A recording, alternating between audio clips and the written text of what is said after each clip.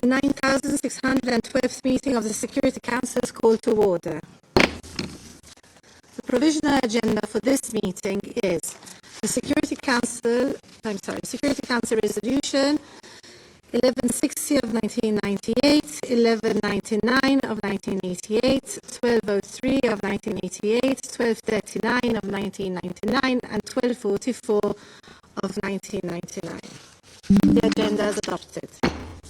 In accordance with Rule 37 of the Council's Provisional Rules of Procedure, I invite the representative of Serbia to participate in this meeting. It is so decided.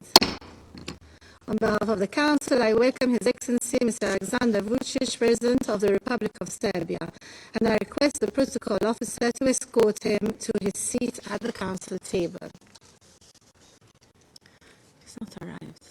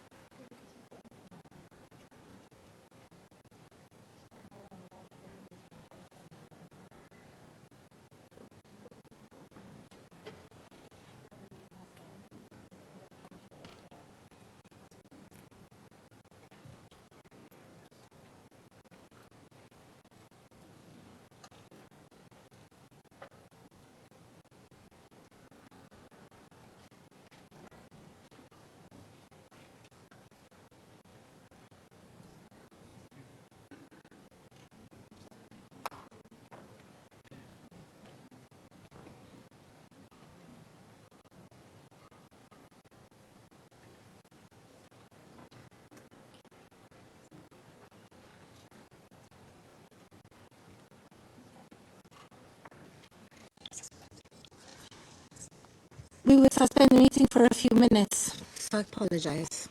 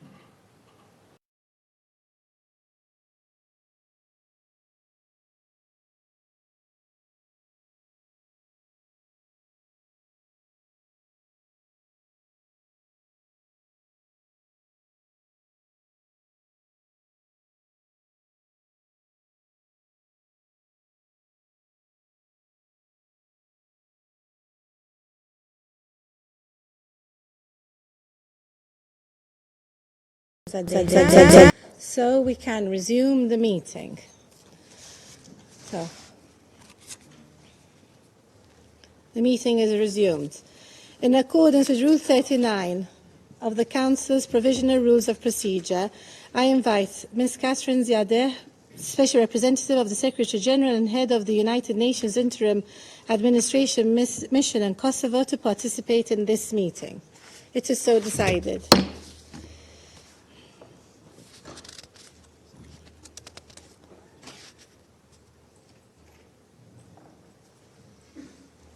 In accordance with Rule 39 of the Council's Provisional Rules of Procedure, I also invite Ms. Presidentja Osmani Sidriou to participate in this meeting. It is so decided. The Security Council will begin its consideration of item 2 of the agenda. I wish to draw the attention of Council members to the document S/2024/282, the report of the Secretary General of the United Nations Interim Administration Mission in Kosovo. I now give the floor to Ms. Caroline Ziadeh. Madam President, distinguished members of the Security Councils, Excellencies, ladies and gentlemen, it is my honor and privilege to brief the Council on the latest developments in Kosovo. I note this is my second address this year, owing to the extraordinary session held on 8th of February. Madam President, the Secretary General's report before you covers the main developments from 19th September through 15th of March. Allow me, therefore, both to update you on significant developments since and to offer you few observations of the situation in the wider perspective. I have held many consultations with political actors in Pristina and Belgrade, with religious leaders, civil society organizations, and with our main international partners on the ground. One of the key common observations is dissatisfaction with the level of progress being achieved through political dialogue and the direct effects this has upon the security situation. The level of mistrust, unfortunately, remains high and must be addressed.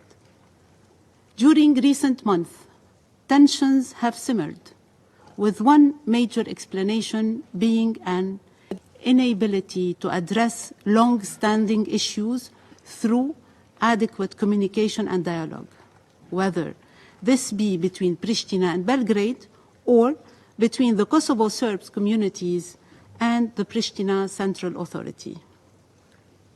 Over several months, sustained efforts have been focused on resolving the contested issue of local government legitimacy in 4 municipalities populated mainly by ethnic Serbs in the northern part of Kosovo.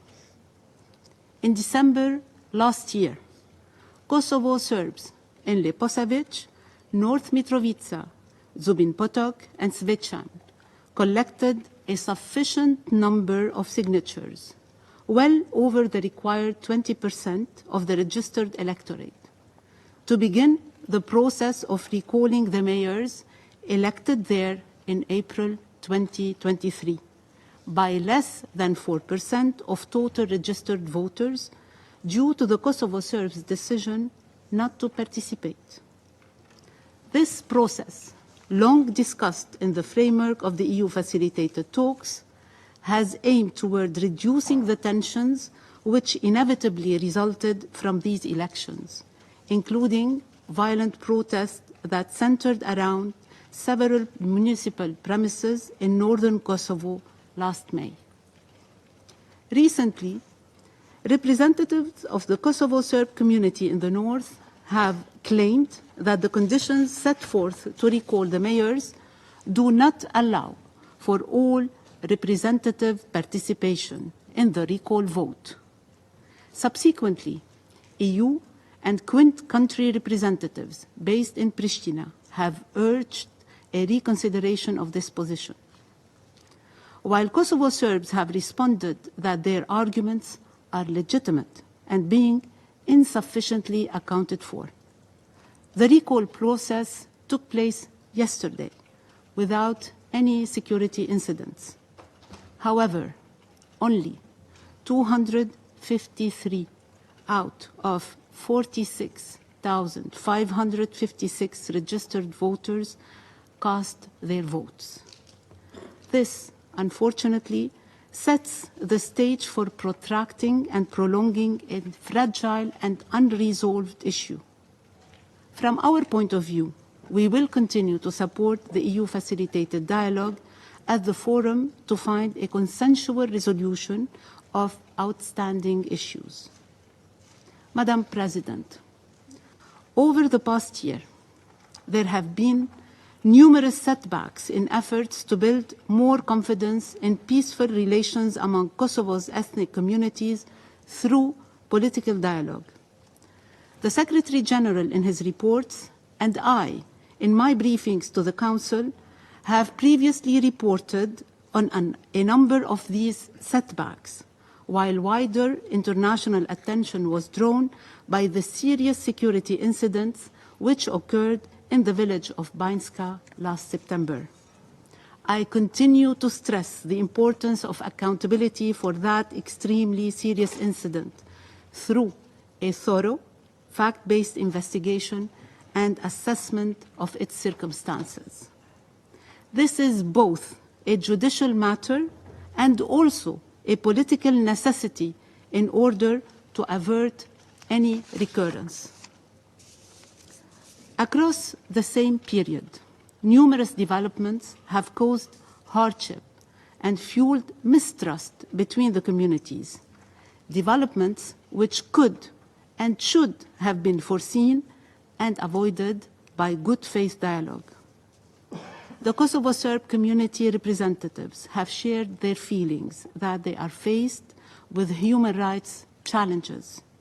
These, as well as the frequent use of inflammatory and derogatory rhetoric in both directions, demand close attention and scrutiny, as well as responsible remedial action by those in leadership positions.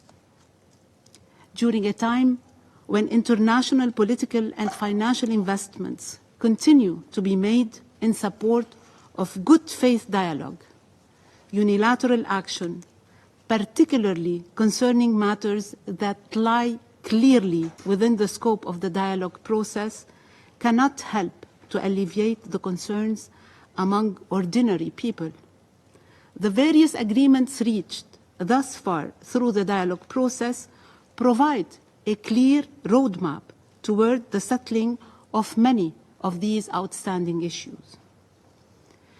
Regardless of which side undertakes unilateral actions or the justifications provided for doing so, in the end, such actions only perpetuate an environment of insecurity and mistrust between the communities.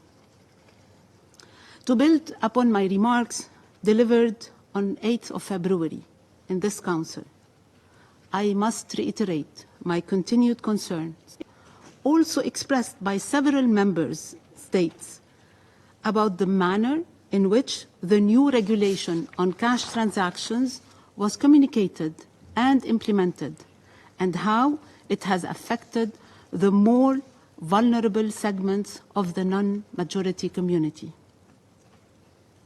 Under the facilitation of the European Union, the parties have met 5 times, on the 27th of February, 19th and 25th of March, 4th and 18th of April, to seek a solution that addresses the concerns raised and mitigate unintended consequences.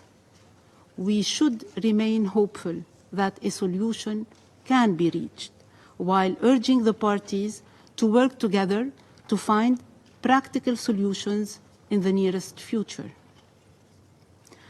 Another element of the main agreements, which can provide solutions for this and other outstanding normalization matters, is the taking of earnest credible steps towards establishing the association community of Serb majority municipalities. Whatever the community municipalities as final form, that form clearly will encompass the elements of sustainable financial and institutional guarantees for the Kosovo Serb community. This includes matters of local administration, along with essential basic services like education and healthcare. Repeated calls for its establishment should be heeded, as it will serve as an important step towards fostering trust between the Serb community and central authority. Madam President, the full implementation of the EU facilitated agreements has become an ever more pressing priority in order to help alleviate the continued series of crises that have emerged. It is therefore of utmost importance for both sides to remain committed to constructive, good faith engagement and that they find practical compromises. Madam President, on matters where implementation of essential agreements has advanced, meaningful results have been accomplished during this same time frame.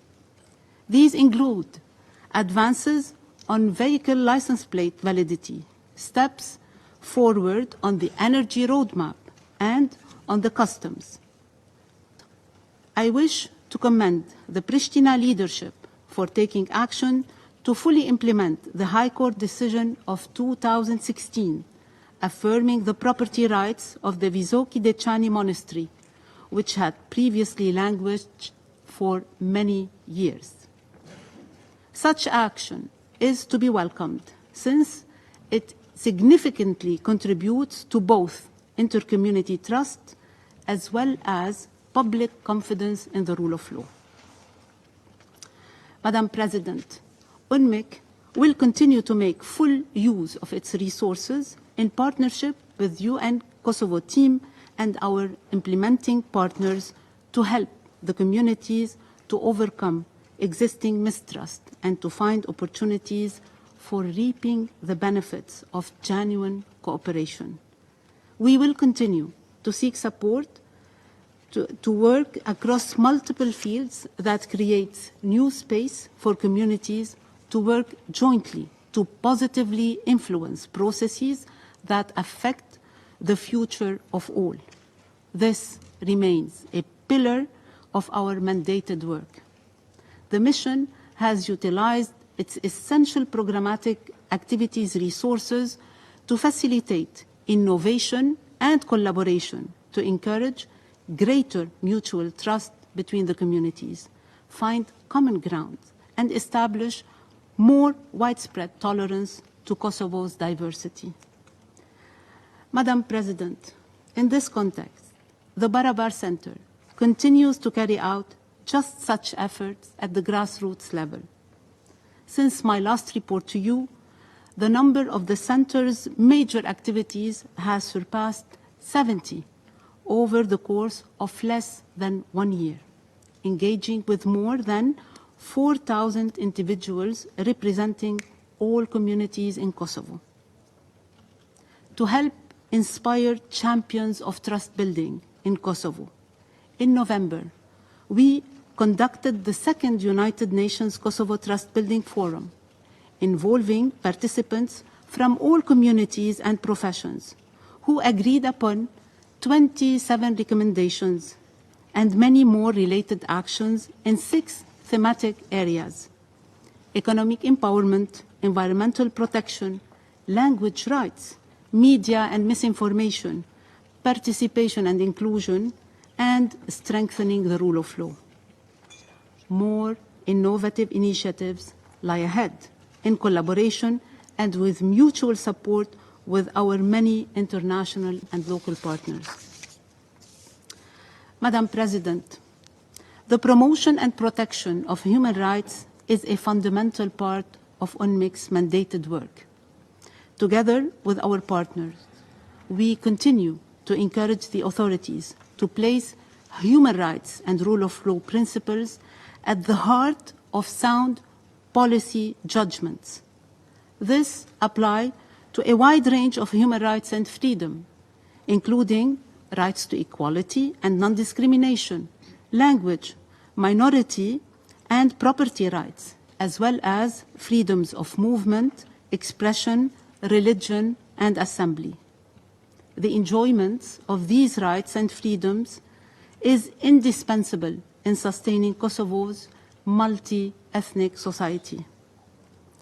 Madam President, on matters of transitional justice and the right to truth, I welcome the resumption of meetings of the Working Group on Missing Persons, with the first meeting in 3 years, having been successfully held on the 31st of January 2024. This direct engagement must continue.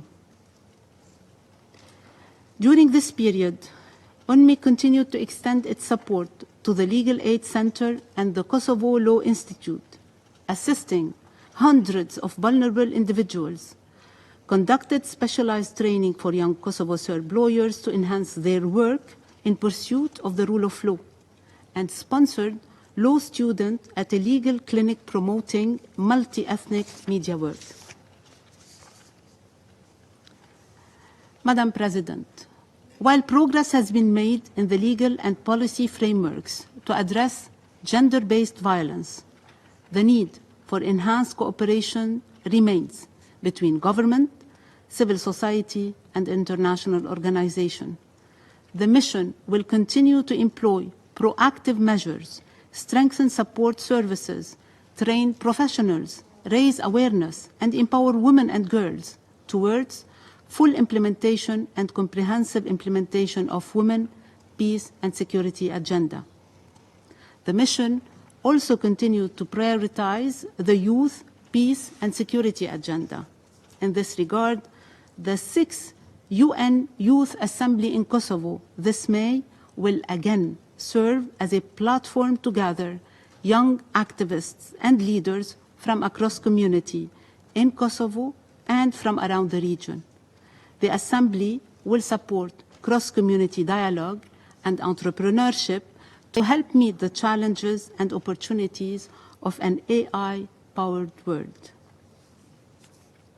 Madam President, allow me to add a further point of critical emphasis, namely that to achieve progress in Kosovo and fulfill our mandated goals effectively, the issues we and our partners tackle must be understood and treated as part of the wider regional context. We are aware that our work is part of a combined international effort to promote prosperity, stability, and peace in Kosovo and beyond.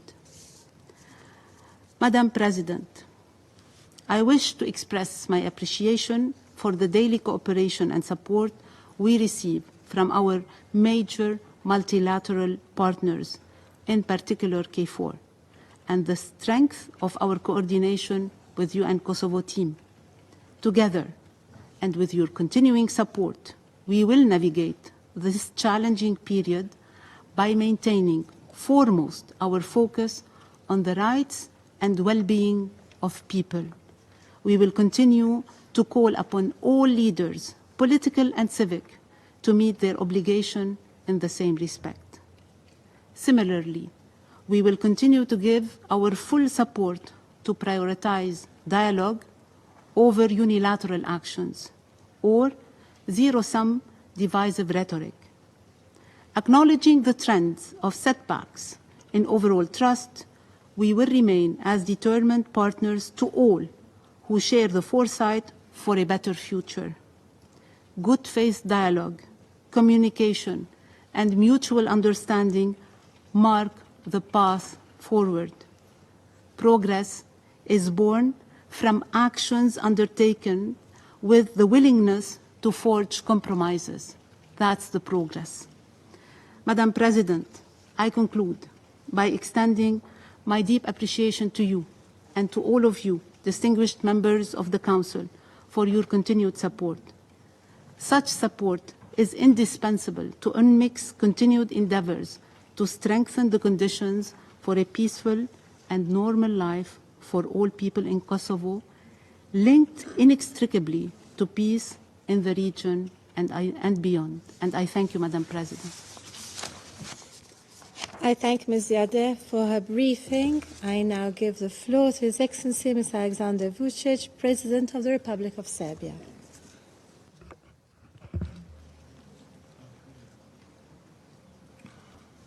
Dear Madam President, esteemed members of the Security Council, dear Special Representative of the Secretary General, allow me, before I move to the report we are speaking about today, to remind you that on 19th of April was exactly 11 years since the most important agreement between Belgrade and Pristina on the path of normalization of relations was adopted in Brussels. One of the signatories was also the European Union. 11 years later, even though Serbs met all the difficult obligations from the mentioned agreement, the community of Serb-majority municipalities and its formation are not even on the horizon. For all the Serbs living in Kosovo and Metohija, for the entire Serbia, these 11 years have been 11 years of undelivered promises, daily excuses and untruths. 11 years of accidental or intentional inability of the EU as the guarantor of the respective agreement to move things from square one. Of course, all that resulted in what we can call today the legal violence and physical harassment of Serbian population in Kosovo and Metohija. First and foremost, I extend my gratitude to Secretary General Guterres and Special Representative Ziyade for their dedication to fulfilling the UNMIC mandate as outlined in UN Security Council Resolution 1244. And therefore, while the subject report may not fully capture the severity of the situation on the ground, it factually documents nearly all significant events during the reporting period, and this holds considerable value for Member States. To gain a more comprehensive understanding of this report, I wish to highlight certain critical points for the esteemed members of this body to consider. The report on UNMIC's work that is before us today is being discussed a month and a half since this distinguished body held a special session on situation in Kosovo and Metohija on February the 8th. Let me remind you that this urgent session was held upon submission by the Republic of Serbia, that the provisional institutions of self-government in Kosovo, led by the Albanian leadership, are jeopardizing international peace and stability. To that submission, the Republic of Serbia also enclosed the detailed explanation of actions by which the provisional institutions continuously and intentionally created the unbearable living conditions for Serbs and other non-Albanians. Additionally, the Republic of Serbia presented to the Security Council all the actions by which those institutions carry out well-planned, widespread and systematic harassment attacks against Serb civilians, including continuous legal violence, physical violence and selective targeting. Urgent Security Council session on 8th of February was held thanks to the fact that all members of the Security Council evaluated that our arguments in the submitted complaint had been based on facts, and in accordance with that, they approved our request. I especially emphasize that the majority which accepted our argumentation consisted here of the countries that do not respect sovereignty and territorial integrity of the Republic of Serbia in a way envisaged by the provisions of the legally binding UN Security Council Resolution 1244. Thereby, it is much more important that such a structure of the Security Council member states respected our arguments and took into consideration on this important session the ethnically motivated intentional creation of unbearable living conditions for Serbs, as well as the campaign of well-planned, widespread and systematic harassment against Serb civilians.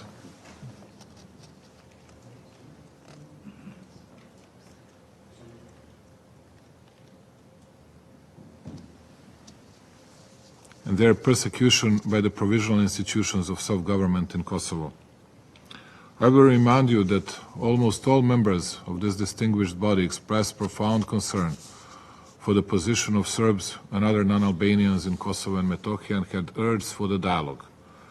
During those discussions, special emphasis was placed on the acute measure of abolishing cash transactions in dinars, Serbian dinars, whereby Prishtina's regime dramatically and additionally made daily life of Serbs and other non-Albanians difficult, given that they predominantly receive their income in dinars. This issue was discussed in the context of denying them access to even basic social services such as healthcare, education, etc. However, said measure to abolish the use of dinar representing the culmination of protracted, comprehensive and ethnically motivated campaign of widespread and systematic attacks against non-Albanian civilians where Prishtina's institutions is still effective. If you remember, Albin Kurti was speaking here in front of all of you that he was giving to Serbs the 3-month transitional period in which no Serb rights would be abused regarding giving and accepting dinars as a currency. Of course, since the moment session ended, no one in Pristina or in the international community has ever mentioned 3-month transitional period, and all the measures against Serbs related to dinar started being implemented immediately.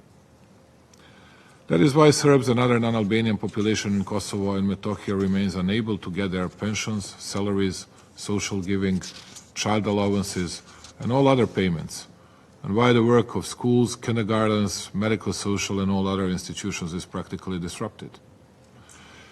Employees of those institutions, those that are still operating, face daily fears from groundless apprehensions which Kurti's regime is carrying out on a mass scale under false charges. This situation profoundly affects children in kindergartens, pensioners, single mothers, and severely ill persons in rural environments, but also everyone else. This issue stands out as one of the few where Pristina authorities demonstrate lack of discrimination affecting everyone equally, regardless of their age or gender, as long as they are non-Albanian and do not endorse their chauvinistic agenda aimed at realizing the Greater Albania concept. And yet, instead of being sanctioned, Kurti's regime keeps being rewarded. I would like to take this opportunity to inform all member states who have sincerely and with good intentions called for dialogue that from February the 8th, 2024 to the present day, 5 rounds of discussions have been held in Brussels based on UN Security Council Resolution 1244 and General Assembly Resolution 64-298 from 2010. The only tangible outcome of these deliberations has been the exposure of Pristina's true motives. Pristina's head negotiator, Bislimi, Albin Kurti's deputy and his partner in the persecution of the civilian population, confirmed that their unilateral and escalatory decision to effectively abolish the dinar in Kosovo and Metohija has profoundly affected the people. And unlike Kurti's assertions made before this esteemed body that Serbia's accusation was false and that no one, including Serbs, was impacted by their decision, Bislimi's sincerity acknowledged the actual intentions to eradicate all Serbian presence in Kosovo and Metohija. Therefore, he, like Kurti, remained committed to Greater Albania hegemonic aspirations, which preclude any negotiations with Serbia and coexistence with Serbs. His conduct in the dialogue process, characterized by a strategy of sabotage through presence, underscored his reluctance to pursue a compromise solution, as had been advocated by this esteemed body to safeguard the population. And yet, instead of being sanctioned, Kurti's regime keeps being rewarded. Ladies and gentlemen, in parallel, Pristina's brutal repression in persecuting Serbs and other non-Albanian has been additionally deepened and strengthened. Since the urgent session, 16 new ethnically motivated attacks against Serbs took place. They involve: number 1, armed attack against Serb young men in Gračanica; number 2, gunfiring and intimidation of ever smaller number of Serb returnees in the west of Kosovo; number 3, continuing unjustified detentions; number 4, police violent removal of the plates which names of the places in Serbian language, in Cyrillic alphabet in purely Serb municipalities in the north of Kosovo; Continuous attacks within the campaign of Serb persecution broadened after 8th of February to intrusions of Pristina's para-police forces into Serbian pharmacies in Kosovska Mitrovica and Zubin Potok, where the persecutors of Serbs confiscated huge amounts of medications. On the other hand, while the UNMIK report maintains factual precision, it lacks in capturing the interconnected events over an extended period of time. These events, when analyzed together, paint a stark picture of the ground reality. This limitation in reporting stems not only from the length of the reporting period, but also from the methodology employed, which has remained consistently superficial and brief. Therefore, it is my obligation, esteemed representatives of the Member States, to offer further insight into the reported events, enabling you to grasp the overall situation more comprehensively. The UN Security Council emergency session is not presented in the report as an event of special relevance. The respective session was mentioned only in item 22, and even there it has been wrongly put that it had been held at Serbia's request to discuss the consequences of the new currency regulation. This claim is factually incorrect because Serbian quest was for emergency session adopted by the UN Security Council had been based on complaint supported by arguments for endangering international peace and security by Pristina. Illegal abolishment of dinner was reported and took into consideration in that context only as a part of complaint against Pristina authorities. 4. Number 1, systematic, widespread and well-planned attacks against Serbs by Pristina. Number 2, intentional creation of unbearable living conditions for Serbs. And number 3, persecution of Serbs. The dramatic complaint on persecution of Serbs, which SC took into consideration at the emergency session, was blandly and prosaically presented in the report in the following way. Mr. Vučić and Mr. Kurti participated in the session, presenting contrasting narratives regarding the situation in Kosovo and the regulation's impact. In that regard, I believe that it is important to remind that Serbia was not presenting just some narrative at the respective session, quite the opposite. Our address was the mere numbering of concrete data and facts on the campaign of systematic, well-planned and widespread Pristina's attack against Serb population. On that occasion, I mentioned, among other things, concrete data on the following. The illegal expropriation of more than 1 million square meters of Serbian land for construction of illegal bases of special police in the north of Kosovo. Disabling freedom of movement for Serbs by meaningless stoppings, humiliating treatment, beatings, and even other acts of violence at illegal armed checkpoints and at other places throughout the north of Kosovo and Metohija. Arbitrary apprehensions of dozens of feminine Serbs, as well as unfound in long custody based only on their ethnicity and without raising charges. Meaningless shooting by Pristina special forces and almost constant presence of armored vehicles in peaceful urban environments. Making decisions on confiscating buildings owned by Serbian institutions which have been owning them for more than a century. Introduction on the 9 months illegal embargo on Serbian goods and seizures of legal goods owned by Serbian merchants. Violent confiscation of the property of the Serbian Orthodox Church, whereby Pristina violates special protective zones around the Serbian Orthodox Church facilities, while renaming Serbian sacral facilities, which are several centuries old, to Albanian ones. Ploughing and destruction of Serbian cemeteries.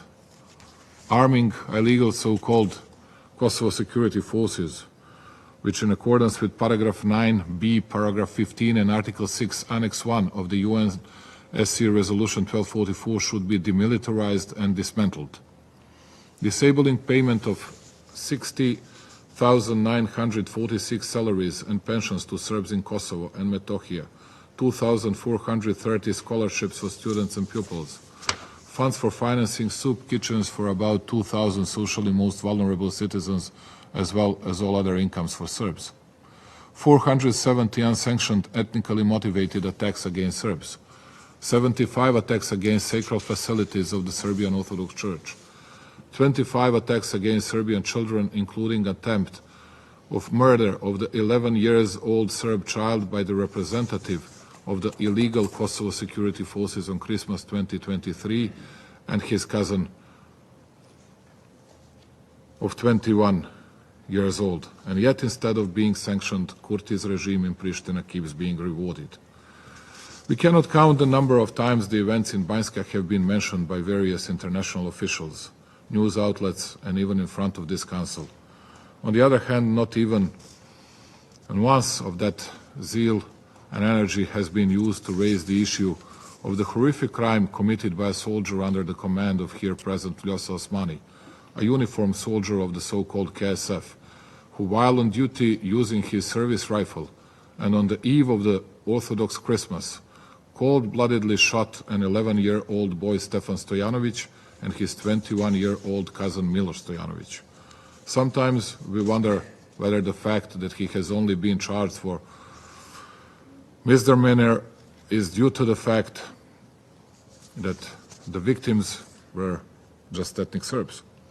Let me remind you once again of Kurti's words pronounced here at a session of this distinguished body.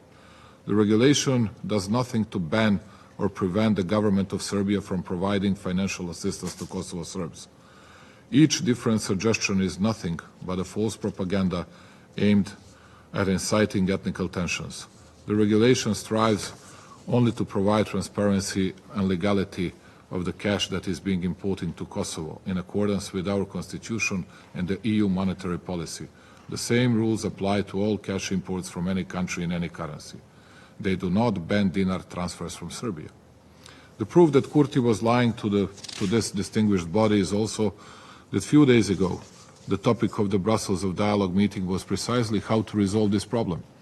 The solid proof is also a fact that the American Special Envoy for the Western Balkans stated on 14th of March in Pristina, more than a month after Kurti had lied to Security Council, that the issue of dinar was an emerging humanitarian issue that we need to address immediately. Mr. Escobar also said that he was moved by the stories of ordinary Serbs who were affected most directly by the ban of dinar. The American envoy said on that occasion that Albin Kurti had refused his plan for resolving that humanitarian issue.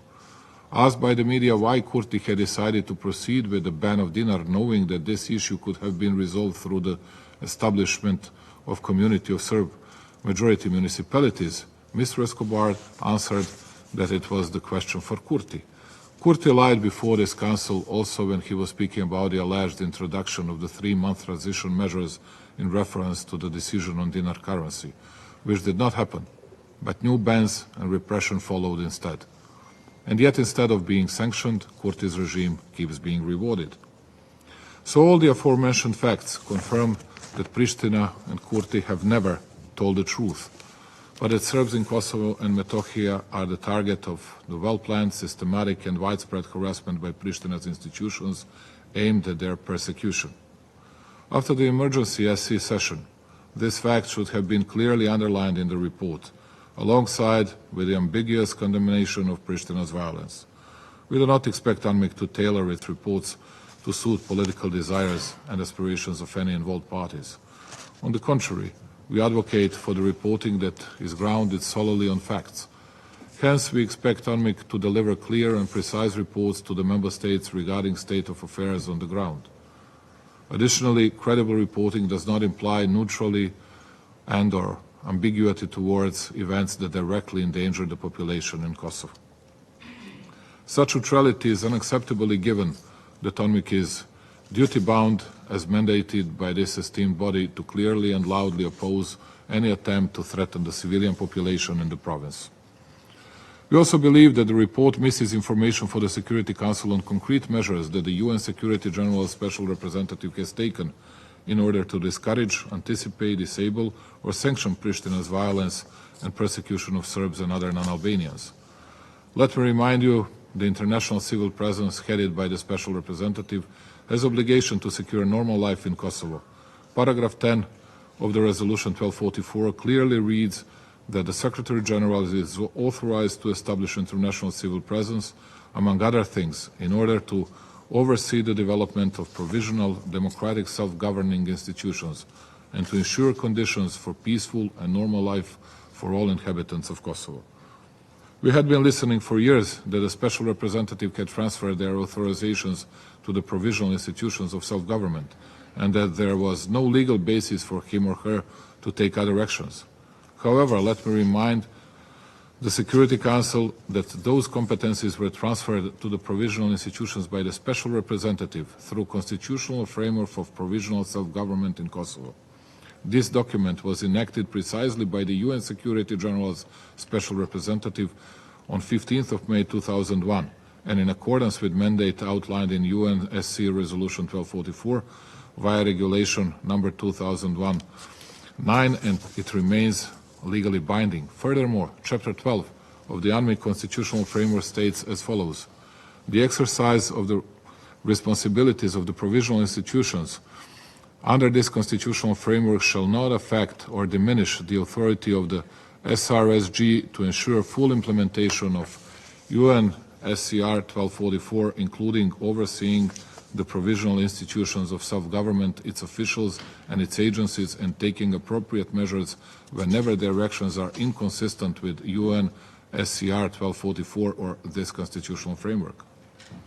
Therefore, it is undisputable that the UNSG Special Representative has the explicit obligation to report on the concrete measures she has taken to stop and disable ethnically motivated persecution of population in accordance with the UN Security Council Resolution 1244, or at least to offer explanation why she failed to take such measures, if that is the case. Instead, like I said, what we have is enumerating of almost all individual cases in this report, but other lack of clear context of persecution of civilians that is taking place in reality in the ground, which was discussed at the Security Council emergency session. However, while the emergency session of the Security Council was mentioned only once, and attacks against civilians within Prishtina's campaign of their persecution no even once, tragic development in Banjska village of 24 September were mentioned for a total of 8 times in this report. That is why I need to reiterate what I said at the emergency session of the Security Council, and which refers to the conclusion that those developments were not caused by the consequence of Kurti's repression and persecution of civilians.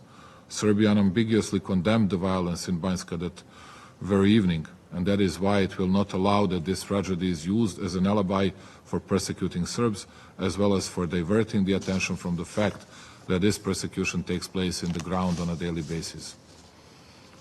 Let me remind you that for more than a year prior to tragic events, the Republic of Serbia had been publicly warning of all international representatives that Serbs in Kosovo had been facing systematic and widespread attacks and violence of Kurti's chauvinistic regime. Since autumn 2021, Serbs have been completely excommunicated from the political economic system of the so-called Kosovo. Serbian police, envisaged by Article 9 of the Brussels Agreement, was replaced with Kurti's mono-ethnic paramilitary formations that are harassing, beating up and apprehending. Nobody wanted to listen to our pleas to stop the terror. Pristina has been systematically undermining life and elementary rights of the Serbian people. Let me remind you that Pristina organized then in Serb-majority municipalities shameful elections, which Serbs boycotted for a violation of their rights and for endangering their safety through Kurti's illegal replacement of the regional police commander. Even though only 0.029% Serbs voted in those elections, and Serbs constitute 95% of the population there, new Albanian municipal authorities were confirmed and appointed with complete absence of any legitimacy. Then they came to the head office of those Serbian municipalities as true procurators, followed by heavily armed Kosovo special police units. What followed then is the brutal terror against the Serbs, who are now being terrorized by the special police forces, while illegitimate Albanian municipal officials make and implement decisions that are directly against the interests of the Serbs. And yet, instead of being sanctioned, Kurti's regime keeps being rewarded. In spite of the declarative international calls to end this situation, Pristina persistently continues with the occupation of the north and disables the election of legitimate local authorities. After false promises that it would revoke illegitimate Albanian officials, it requested a petition from Serbs for the replacement of the respective authorities in order to organize the referendum for revoking them. In order to make such a referendum a successful one, it takes turnout of more than 50% registered voters, and Serbs had initially agreed to organize signing of the mentioned petition and gathered more than 20% required voter signatures. so 6 times more than number of votes by which some Albanian officials were elected. In order to prevent revoking and maintain favorable conditions for continued persecution of Serbs by manipulating with the voter lists, Pristina suddenly increased the number of registered voters. It was done in the period when more than 15% majority Serb population escaping from the repression left the province. That is why there were 46,249 voters in voter list of those 4 municipalities today, which is 5.7% more than in 2021. Between October 2021 and March 2024, 2,498 new voters were added, and number of Albanian voters was artificially increased by 12.42%. If one adds to that the disabling of voting by mail for the expelled persons, but also the campaign of intimidation and blackmails against the Serbs not to take part in such a referendum, it is obvious that Pristina intends to finalize the persecution of Serbs with the support of illegitimate municipal authorities.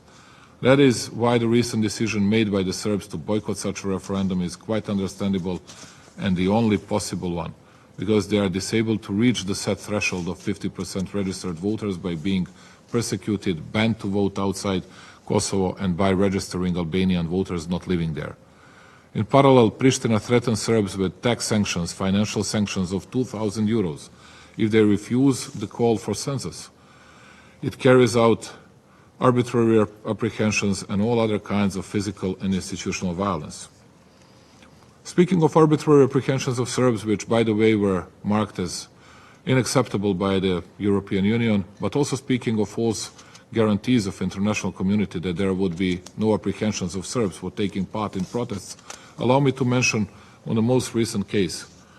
On April 14th, Pristina Special Forces arrested Srećko Sofronijević, Serb from Zvečan, whom they wounded in the back from automatic weapons in 2021. He was wounded at the political protests of Serbs against the illegal intrusion of those units in the north of Kosovo, where in accordance with Article 9 of the First Agreement from 2013, they should not come without approval by Serbs. Sofronijević hardly survived the shooting, for which none of the members of Pristina Special Forces was called for accountability, and let alone sanctioned. Instead, Sofronijević was arrested a few days ago and placed to custody on charges for a violation of the so-called constitutional order of the fake state and the so-called Kosovo. He is a man who has never made any offense or anything else, and who spent all this time of Pristina's terror in his hometown and his house. When he was arrested, of course, he was accompanied by his wife. Despite all that, Pristina apprehended him on charges for the aforementioned offense.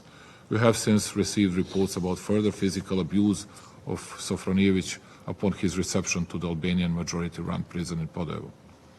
At the same time, one of Kurti's co-perpetrators of persecution of Serbs and a minister in his government, Liburna Liu, declared the following in December 2023.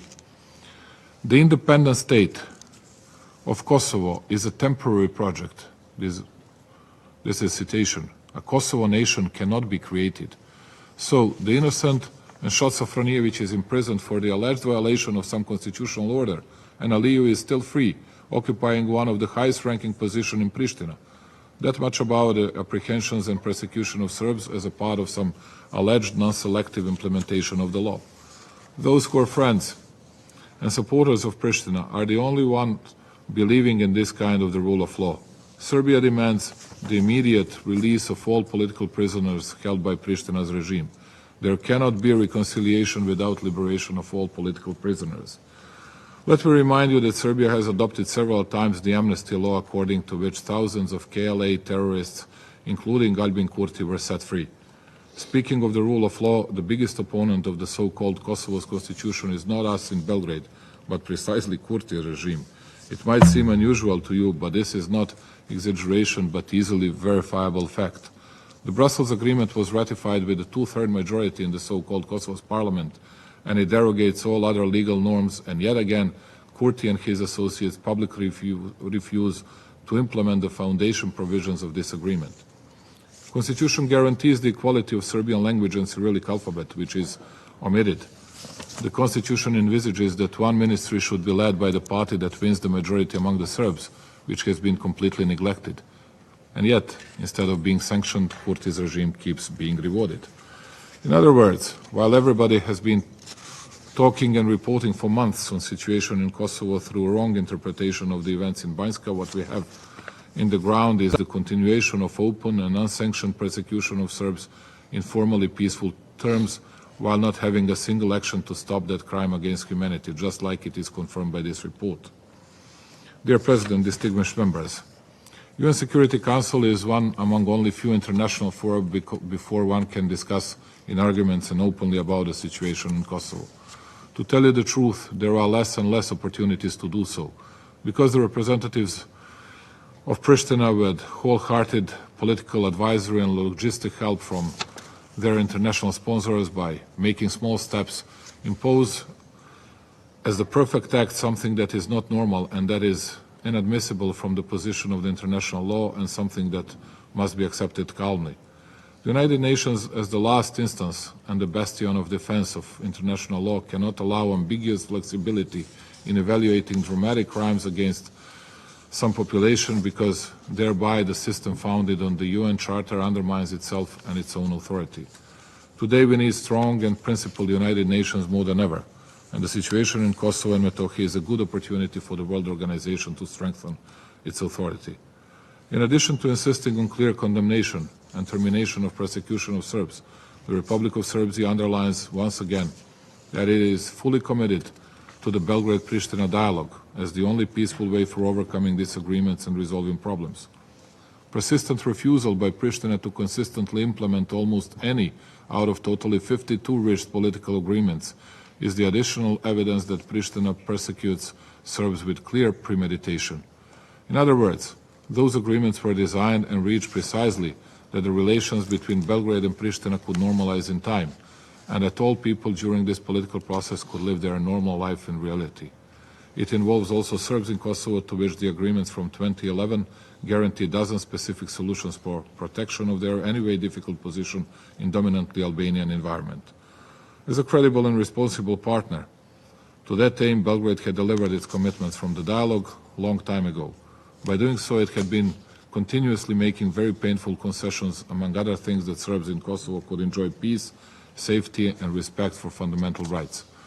Contrary to that, Serbs have been exposed to open persecution for years, and while preparing that persecution for 11 years, Pristina refused and still refuses to implement its most important commitment from the dialogue. That commitment refers to the need of consistent establishment of the community with Serb majority municipalities, as agreed by agreements from 2013 and 2015, as the mechanism for protection of individual and collective rights of Serbs in the province, as the foundation of the entire normalization process and all other agreed agreements. Let me make it clear, Belgrade's insisting on the ASM or CSM is without any prejudice to the status of Kosovo and Metohija. This is about institutional solution that would anticipate it and disable persecution of Serbs that has been carried out in the past years. It is meant for enabling safe life in the ground, economic development and protection of elementary political rights of Serbs. If the ASM were established in the past 11 years, I am certain that it would create favorable conditions for the true dialogue and historical reconciliation between the communities. However, this is precisely what those who are in power in Pristina do not want. The reason is that they are guided by ethnic hatred towards the Serbs, which they use for inciting international tensions and as an excuse for finalizing the persecution and ethnic cleansing of Serbs. That is the only reason why they are against the formation of the ASM in accordance with the agreements from 2013 and 2015, hoping that by successive cancellation of rights and creation of unbearable living conditions for survival of Serbian people, this would relieve Kosovo and Metohija, whereby the idea of the ASM would be pointless. Unfortunately, the obvious is not obvious in this report too. I reiterate very well-known factual data and neutrally given data on place, time and topics of the dialogue meetings that are very well known to all of us will not end persecution of Serbs, lead to the stabilization of circumstances and force Pristina not to undermine the dialogue and finally implement its obligations. In that sense, it's really high time that we perceive that the population in Kosovo cannot rely either on the United Nations as the objective arbiter and someone that will prevent Pristina's cunning ethnic engineering. I'm afraid that it brings us to the possibility of unpredictable scenarios with immense consequences. In order to eliminate Given the slightest possibility that such a development does not take place, we believe that it is necessary that the Special Representative exercise her authorizations and supervises the provisional institutions of self-government, but also to take urgent actions in cooperation with KFOR aimed at ensuring safety and human rights to all inhabitants of Kosovo. Simply said, it is obvious that we urgently need a solution that means more UNMIK, not less. Ladies and gentlemen, unfortunately, pogrom against the Serbs in Kosovo and Metohija has been lasting since 1999 until today. Let me remind you to some of unpunished crimes committed in the presence and before the eyes of the UN international forces with predominant participation of the same countries that committed the aggression against the Federal Republic of Yugoslavia. In July 1999, Albanian terrorists massacred 14 Serbian farmers from Starogradsko village near Lipljan. In February 2001, a bus taking Serbs displaced from Kosovo and Metohija to visit the graves of their loved ones was blown up. 12 Serbs were killed and 43 of them were wounded in that attack. In 2003, Albanian terrorists in Goraždevac were shooting at Serbian children who were swimming in Bistrica River, and 2 children were killed then, while several were severely wounded. The culmination of evil was the pogrom against the Serbian people in March 2004 when 16 Serbs were killed, hundreds were injured, about 4,000 expelled, 6 towns and 9 villages experienced ethnic cleansing, more than 800 facilities including 35 Orthodox churches and monasteries were destroyed or severely damaged. And the balance of 25 years of the alleged peace is almost 250,000 Serbs and other non-Albanians that are still expelled and internally displaced. They don't seem to have right to a sustainable return because the creators of the apparent peace estimated that it is easier to integrate those people into environments where they are against their will than to create functional multi-ethnic society in Kosovo. If we translate this into daily language, it is obvious that everything has been tolerated for Albanian extremism in the past 25 years and in such a way that the ideologists and executors of the politics of evil and persecution of Serbs are not isolated and punished but rewarded. Not only that no one who ordered these crimes was brought to justice, but on the 20th anniversary of the March pogrom, that chauvinistic regime offered again the same lie on the drowning of 3 boys in Chabra village, which initiated the inevitable wave of violence, murders, robberies and expelling. It is clear to everyone that the aim of this was to justify the violence, but at the same time the invitation for repetition of crimes that have taken place on that fatal 17th March. And yet, instead of being sanctioned, Kurti's regime keeps being rewarded. Commitment to peace is not a predominant state of the mind in Kosovo. Political elite in Pristina does not think of peace as of the value, and their obsession is consolidation at any cost of what they see as an independent state.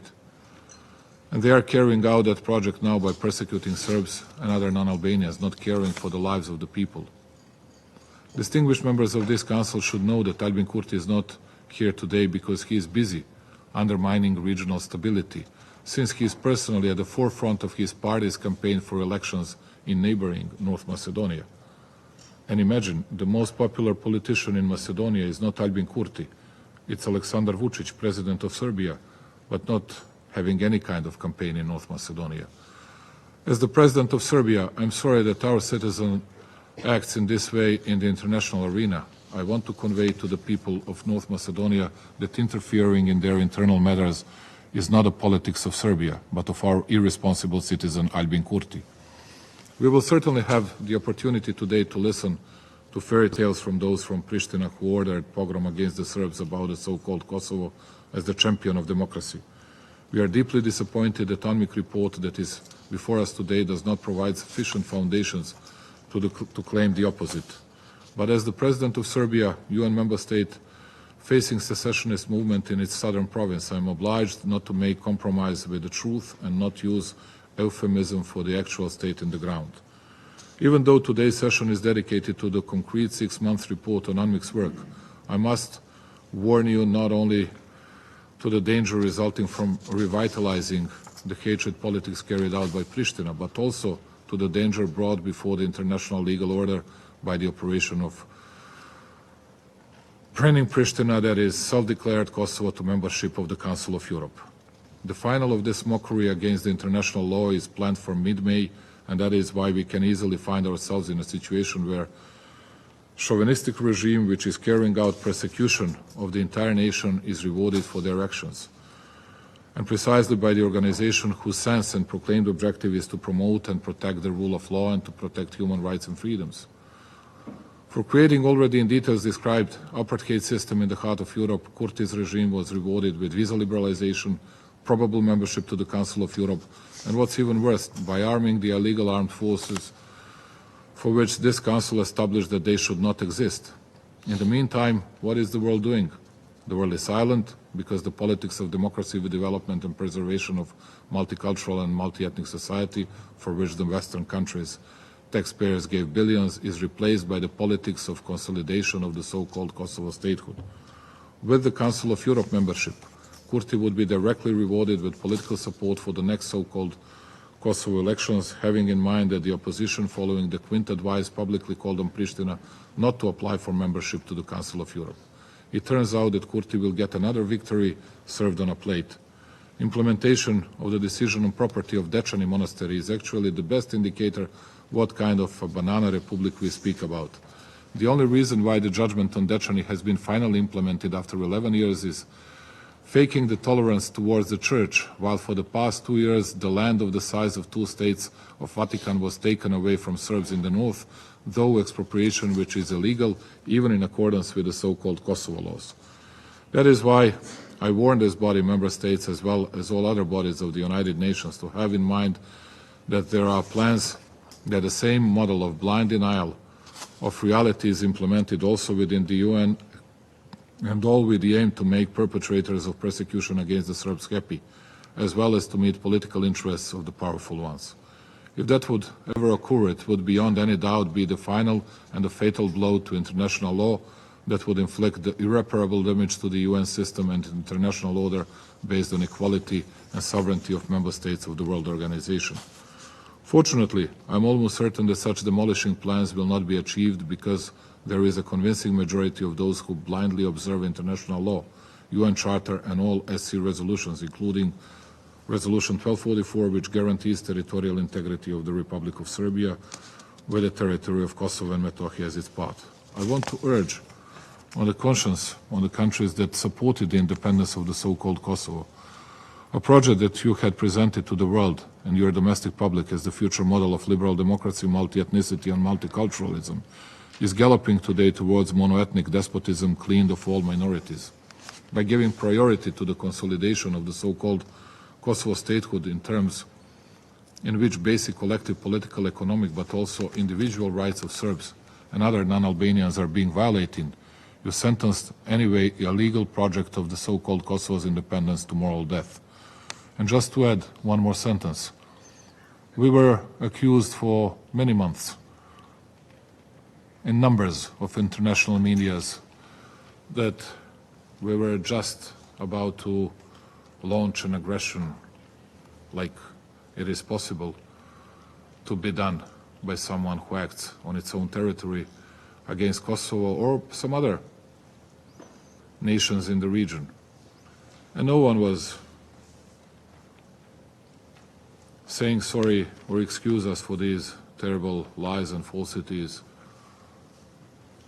And I wanted to reassure you that Serbia is very much committed and fully devoted to peace, international public order, UN resolution,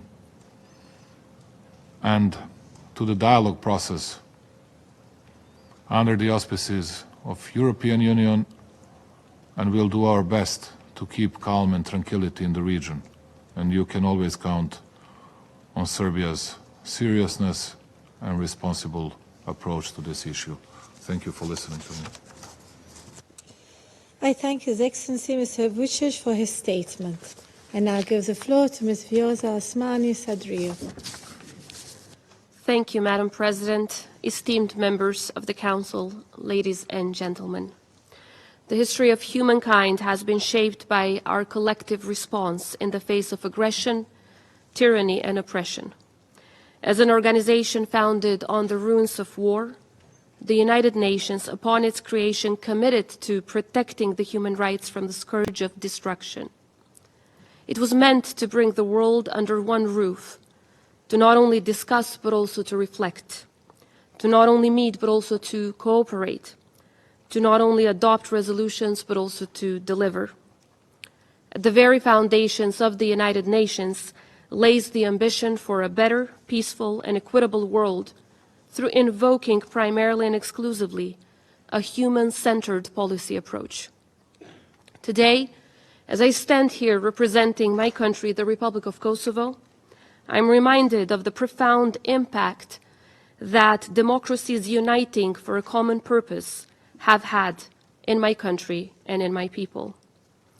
It was only 25 years ago when NATO's intervention, coupled with the people's unwavering aspiration for freedom and liberty, marked not just a decisive turn in our country's history, but also a decisive milestone in the history of humankind. That intervention was not just about building peace. It was principally and most importantly about protecting the sanctity of human life and the rights of all people to live free from fear of destruction and persecution. It underscored the imperative that when one of us is threatened by tyranny, it is a threat to us all. It reminded us of the indispensability of acting as a united force in the face of grave injustice through protecting human lives at all costs. 25 years later, Kosovo shines as a resounding success and advocate for democratic values, embracing diversity, promoting multi-ethnicity, and advancing human rights for all.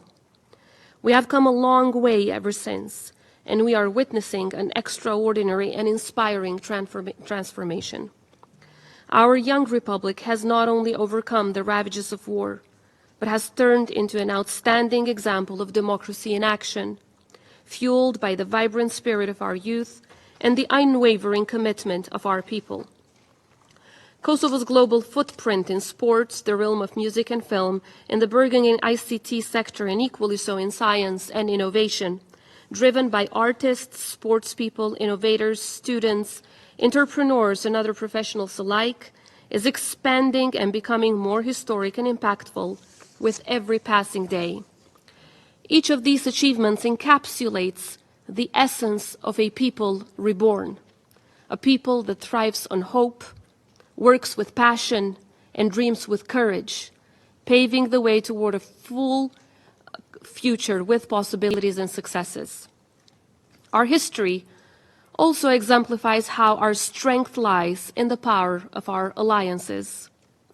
We have made great strides because of our steadfast resolve to raise from the ashes of war, but equally so because of the support, the guidance from, and the partnerships we've built with countries that stood by us and with us during our darkest days.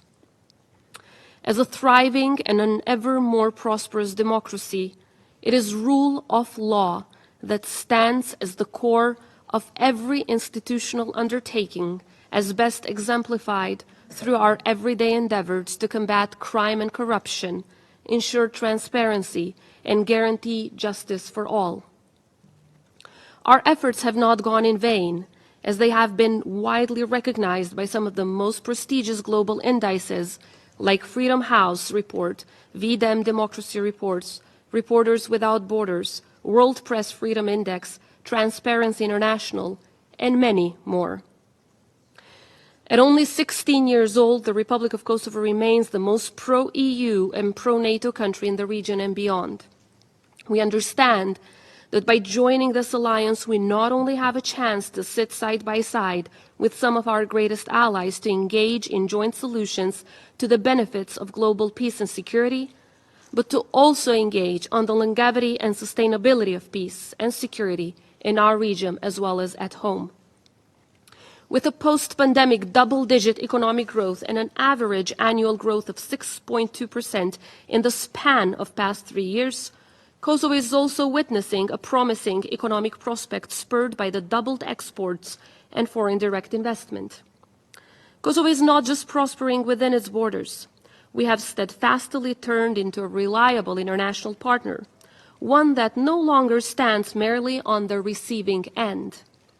whether through our co-deployment missions with armies of our allied nations contributing to peace around the world, or by stepping up to help Ukraine, Kosovo is showcasing that it is able, willing, and capable of giving back. In this spirit, we are claiming leadership in implementing global agendas to the benefit of the greater good. Just last week, Pristina turned to the capital of global discussions on the Women, Peace and Security agenda. As a woman president, and as the commander-in-chief of the Kosovo Security Force, and as a staunch believer in the power of women in transforming peace and security processes, I am confident that the WPS agenda can help lead our societies and our region to new heights. Through the just-launched Regional Center on Women, Peace and Security, supported by Secretary Blinken's office, we look forward to working with all the countries in our region, as well as with each and every one of you, to lead our collective efforts for building sustainable peace through putting women and girls at the heart of our collective endeavor. A Kosovo for all, one that promotes diversity, inclusivity, and representation. This is the Kosovo we work for every day. We do recognize, however, that we still have a lot of work to do, because democracy, prosperity, and human rights should never be considered as finished projects. We should always strive for more and for better. We are committed to addressing the challenges together with our allies and partners by our side, guided by the highest international standards. Let me make it clear on the outset. Claims by Serbia on the alleged ethnic cleansing and persecution of Kosovo Serbs are false, baseless, and politically motivated. These narratives have also been thoroughly discredited by the Helsinki Committee for Human Rights all the way to the European Parliament and many other international organizations. Kosovo's legal and institutional structures not only protect, but actively advance the rights and security of the Kosovo Serb community as well as all of the other communities, promoting an inclusive society where all citizens are encouraged to thrive. By contrast, about 500,000 Serbs, about 500,000, have left Serbia during Vucic's reign in the past couple of years, according to Eurostat. So it should be rather clear to us who the Serbs are actually running away from. Kosovo Serbs, who make up about 3 to 4% of our population, are granted unparalleled legislative influence, such as the veto power over constitutional amendments and over every essential law concerning education, religion, local governance, human rights, ethnic minority rights, etc. In practice, this veto ensures their interests are safeguarded even if 110 out of 120 members of our parliament would vote otherwise. So it's in the hands of those 10 Serb members to decide. The Constitution and national laws ensure that the Serb language is recognized and used as an official language across all of Kosovo, providing education and all public services in Serbian language, affirming as such the community's linguistic rights. Equally so, as confirmed by credible independent reports, the Orthodox religious sites are provided the highest level of security, while the Orthodox Church enjoys particular protections under Kosovo laws. In fact, aside from a few isolated thefts common to all religious, cultural, and private sites, there have been no ethnically motivated attacks against the Orthodox Church for many, many years, as confirmed by NATO's presence in Kosovo, refuting any claims of ethnic or religious targeting. In fact, out of the 30 cases that have been registered in 2024, the vast majority of them have been against Albanians and one against the Roma community. Multi-ethnicity and multiculturalism are values which we cherish and we will defend at any cost, despite continuous disruptions and challenges caused by the violent and illegal interference of Serbia. Our commitment to building a Kosovo for all is no coincidence. It is grounded on our staunch belief that only a representative, inclusive, and open democracy is a sustainable democracy. But most importantly, it is grounded on our unwavering commitment to make sure that no one ever endures or has to go through what we had to go through.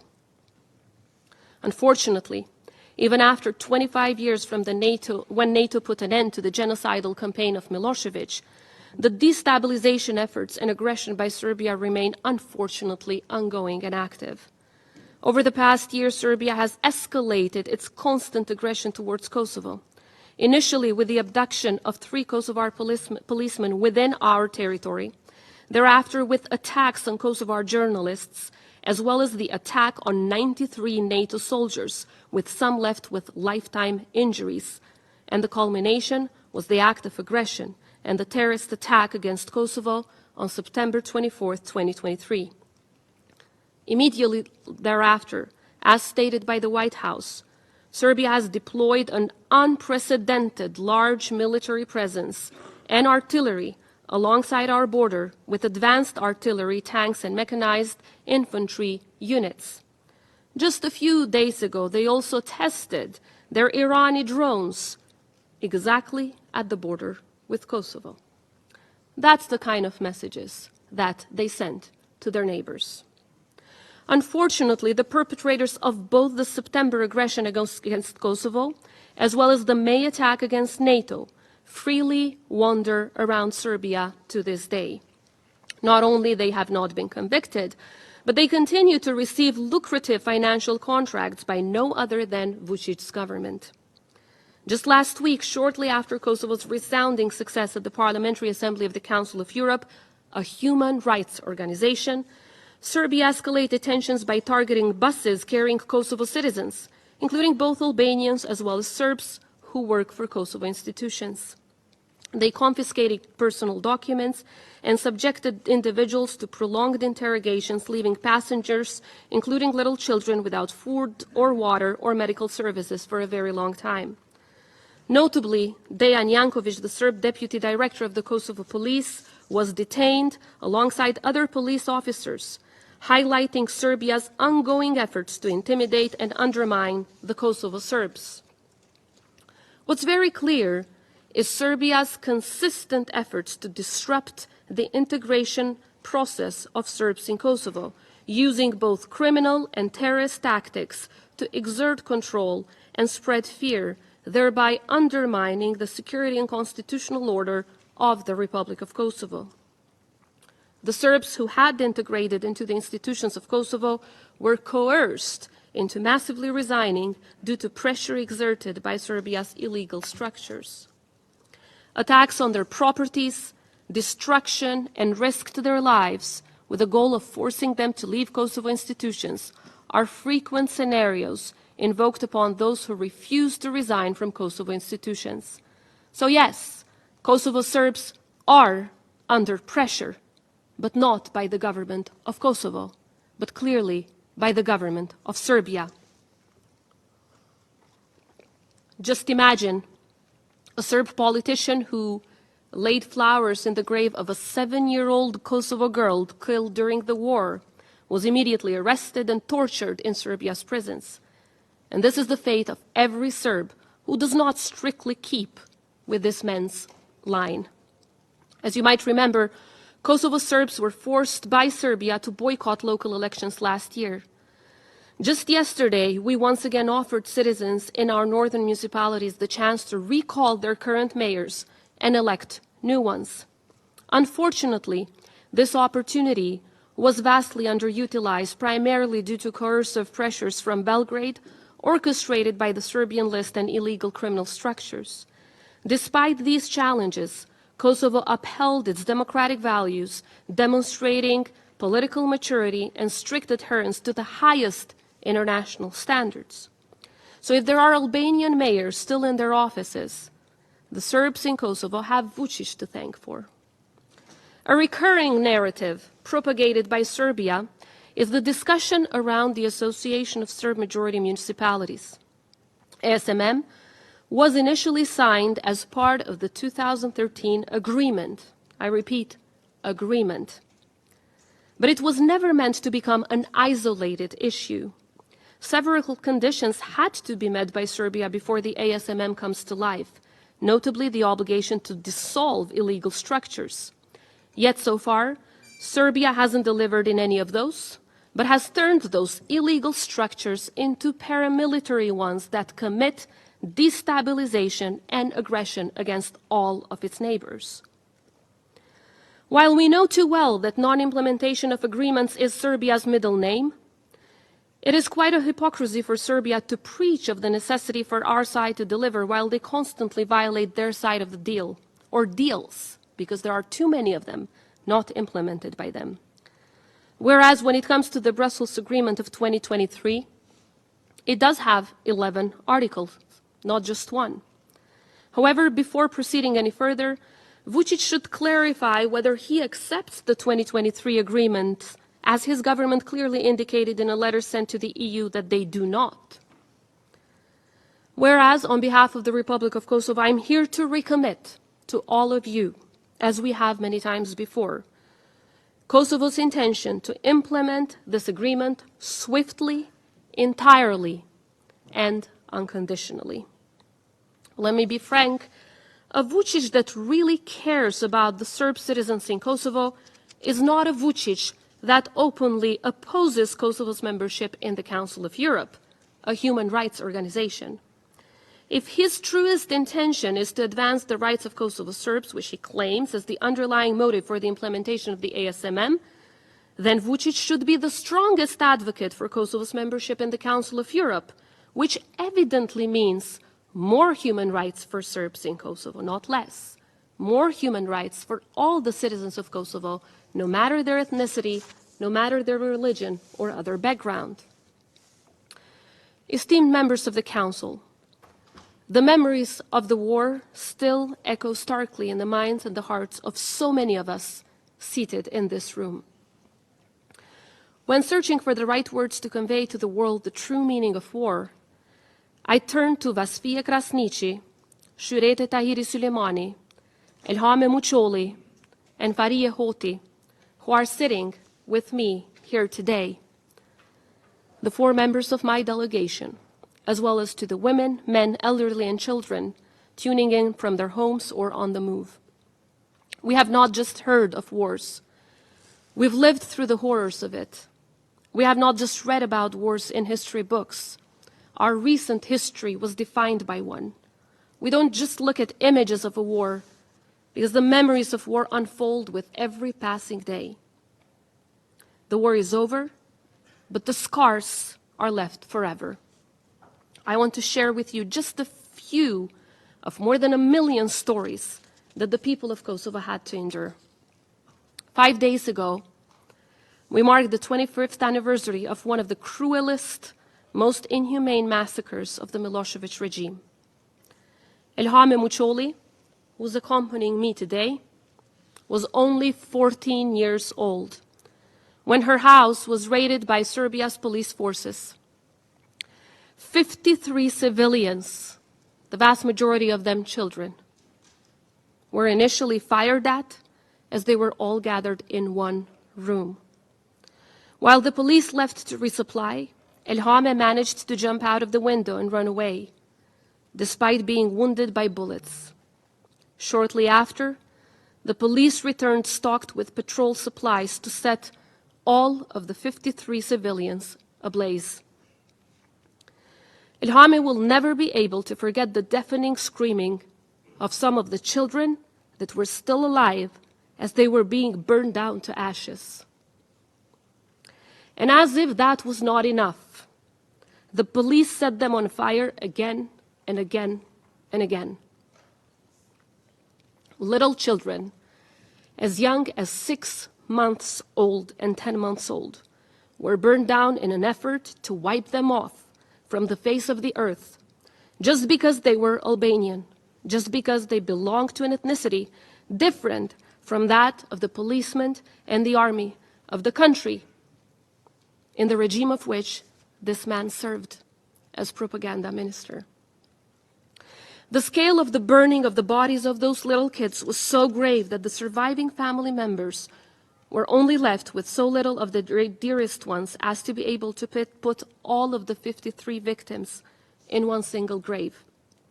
A memorial was built in remembrance of the victims nearby the place where it all happened, but no Serb politician in these 25 years, not a single one, ever came to kneel in front of the grave of those little children. And to only think that massacres of this scale took place in almost every corner of our country, with little kids, women, including pregnant ones, mercilessly killed because of the warmongering mindset that is still alive and kicking in Belgrade. So, ladies and gentlemen, one can listen to Vucic's propaganda and let him push his history revisionism based on Russia's playbook, but the only truth about his regime is one in which it is in constant denial and never accepting responsibility for these heinous crimes, never apologizing or even showing a sign of repent. Never. The massacre of Poklek, like all massacres around Kosovo, showed that Milosevic and his then propaganda minister, today sitting in the chair of a president, were not only seeking to wipe all Kosovo Albanians off the face of the earth, they also wanted to destroy evidence altogether and have no witness left. Yet, they failed over and over again. Elhame survived to relentlessly tell the world the story of her family and her nation. Never bitter, never asking for revenge. Despite losing her mother, 3 sisters, 2 brothers, and many cousins in this massacre, she has turned into a genuine embodiment of resilience and strength, and an unwavering champion for peace, reconciliation, but most importantly, defending truth and fighting for justice, justice for which they are still waiting for. While she sits with me here today seeking nothing but justice, Vucic, sitting over there, still offers shelter, protection, and promotion to the police special units and the army brigade that committed the crimes against Elhame's family. And I'm here to offer you not propaganda, but actually ICTY cases confirming this. In the ICTY case of Shajinovic et al., it was confirmed that the 86th detachment of the Serb Special Police Unit was present in Poklek on the day of the crime with these kind of operations, alongside with the 15th Armored Brigade and the 37th Motorized Brigade of the Yugoslav Army. Those in charge were identified, including the former commander of the 86th detachment. An organization in Serbia, the Humanitarian Law Center, gathered the evidence and pressed charges in front of the prosecutor's office in Serbia many, many years ago for those who were identified for killing these little kids. Yet, as of today, nothing has been undertaken by Serbia. Quite the opposite. The police officers leading this massacre were promoted to higher ranking positions and continue to receive honors. Today, I am also joined by Vasfija Krasniqi-Goodman. She was only 16 years old when she was raped, not once, but twice, by Milosevic's police forces. They wanted to destroy her and to kill her hope. That is why they so mercilessly chose one of the cruelest tools of war, rape. "You will suffer more if we let you live," they told her, as she was begging them to kill her. In spite of living through horror, Vasfija has thrived to fervently embark on her mission of raising awareness globally about the brutal crime of sexual violence in war and to becoming my special envoy on wartime sexual violence. Today, she's working closely with partners in Ukraine, in the Middle East, in countries in the African continent and elsewhere, sharing her expertise on most fitting approaches to support survivors of sexual violence during the war. She's committed herself to being there for survivors globally and has turned into their voice until the time is ripe for them to speak out themselves. In this noble mission, she is joined by our very own Shurete. Shurete Tahiri Suleimani, who's also part of my delegation today. is also one of the thousands of survivors of sexual violence from the last war in Kosovo. In 1999, she too was a target of this most inhumane war crime. She was raped in front of her little daughters, aged 3 years old and 1 year old, respectively. Milosevic's forces committed these atrocious acts in front of little kids, wanting to make sure that the hurting and the pain spans across generations. They wanted to kill the spirit of a people that always stood up for peace, liberty, and democracy. Yet they failed. While Vasfia Shurete and her daughters still grapple with the trauma of the war, they are unwavering in their commitment to leave no stone unturned to make sure that others never have to experience what they have gone through and that justice is served. They have chosen action over despair. They have chosen to speak up, to advocate against stigma, rallying a whole country around their cause and working tirelessly, not just pursuing justice, but also amplifying their voice and the voices of wartime sexual violence survivors in Kosovo and everywhere else in the world. Every day we witness the extraordinary resilience and determination of Kosovo women who refuse to be silenced by the horrors they endured. Their fight against stigma and their quest for justice are exemplary. I will keep repeating over and over again, holding perpetrators accountable for these heinous acts is our moral responsibility. Yet, the number of cases where Serbia had put perpetrators of wartime rape behind bars is zero. Zero.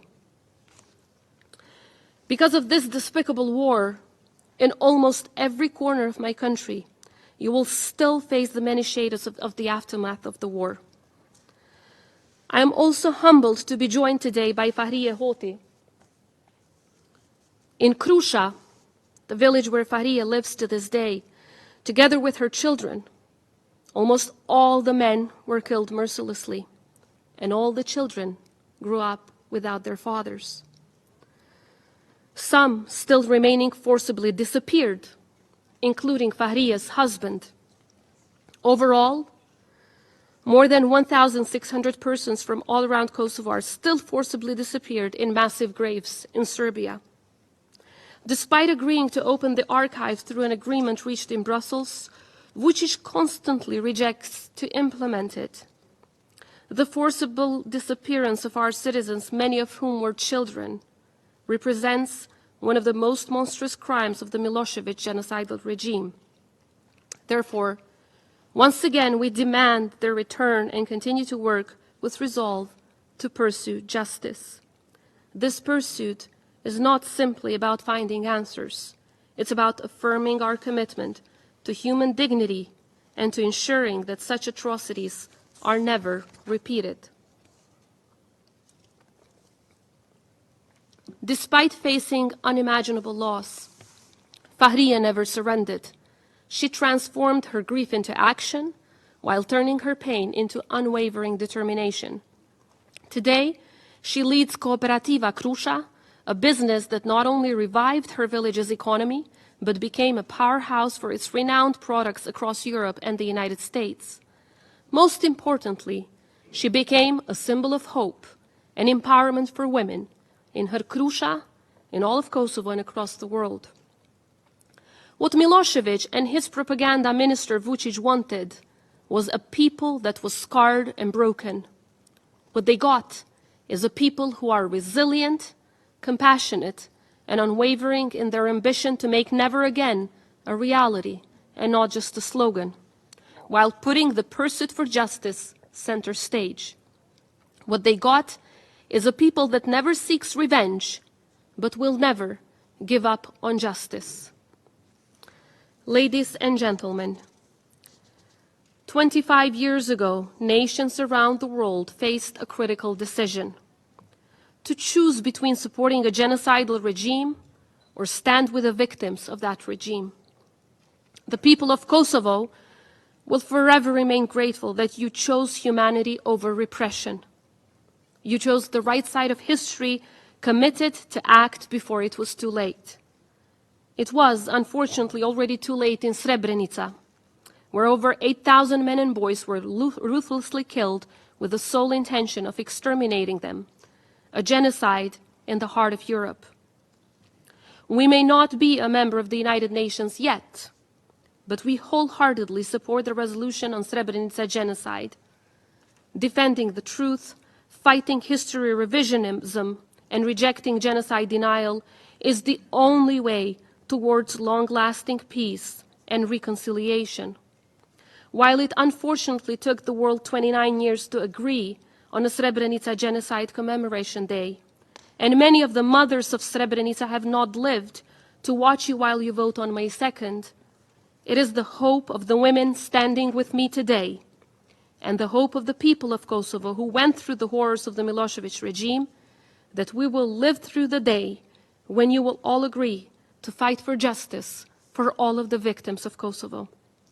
I assure you all that in the free, independent, sovereign, and democratic Republic of Kosovo, a republic that is there to stay forever, and among its people, you will always find a partner and an ally who does not take freedom and peace for granted.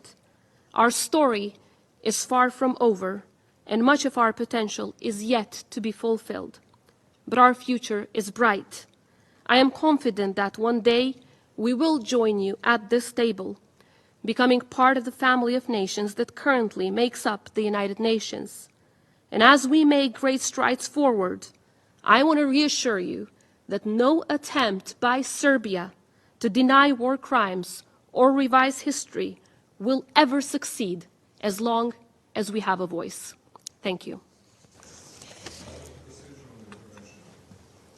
The right of reply will come at the end, as we had agreed.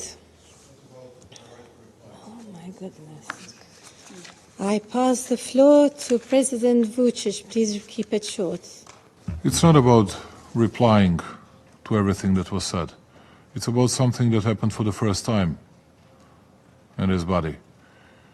You brought people that do not belong here to diplomatic corps or to advisory team of Madame Osmani.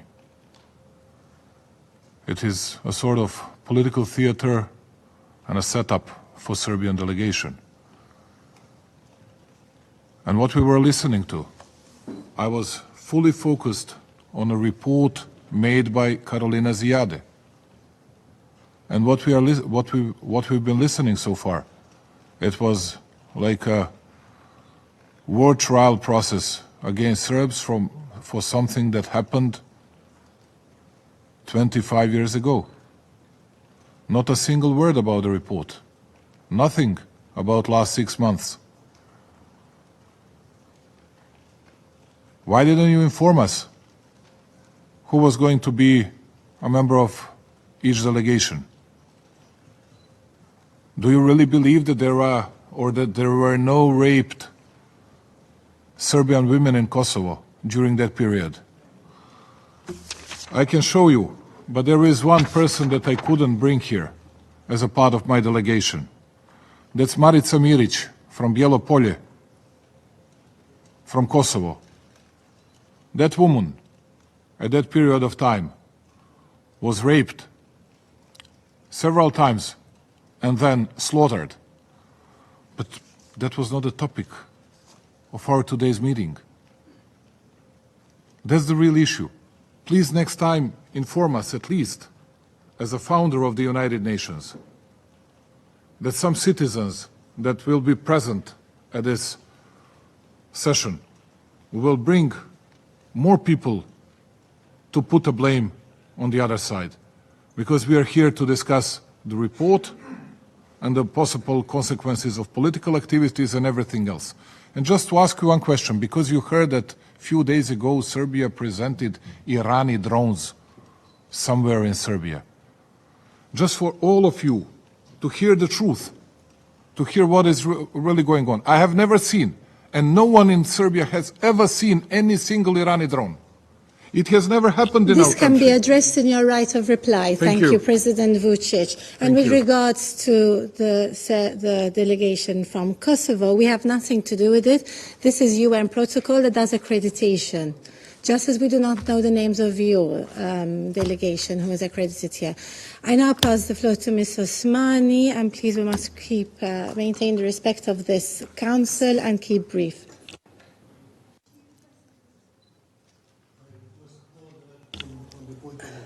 On the point of order, I pass the floor to the representative of the Russian Federation. Thank you, Madam President. Madam President, I planned from the outset to speak about this during my statement, but I think that raising this question under point of order would be more appropriate. The President Vučić warned me, but I wanted to say the same. Sorry, rather, President Vučić said this before, but I wanted to say, Madam Osmani constantly turns to people sitting behind her and flatters them with the label of members of their delegation. Madam Osmani was invited under Rule 37 as a briefer in today's meeting, and her participation does not provide for the presence of any delegation alongside her and those people who are behind her in the best of cases. Even if protocol allowed them in, should be seated over there in the chamber over there. This is a clear breach of rules of procedure, and regardless of who carried this out, Madam President, we ask that this be that this be addressed duly. Thank you. I thank the representative of the Russian Federation, and I am informed that members of civil society do bring under Rule 39 and 37 members of delegation with them, and this is how they were accredited. Thank you. I now pass the floor to Ms. Osmani. Thank you. Thank you, Madam President. Of course, I reserve my right to respond to all of the spew of propaganda that we heard from Vučić earlier, but when it comes to the procedural issue that has been raised, I want to inform the members of this council that apart from being great advocates for justice, the four women sitting behind me are also members of my cabinet, appointed as such. So they are also here on an advisory capacity because they work for causes that are very dear to my heart, such as supporting women that are survivors of sexual violence, as well as supporting the families of those who suffered from the war. So they are in that capacity as well, as members of my cabinet. To the distinguished representative from the Russian. Madam President, Madam Osmani can believe that she has a cabinet, ministers, advisors, and anything else. But Madam Osmani, in our view, has no cabinet. And even if she believes that there is a cabinet, then she has been invited to join us under Rule as a private person under the Rule 37. Once again, I draw attention to that, as a private person.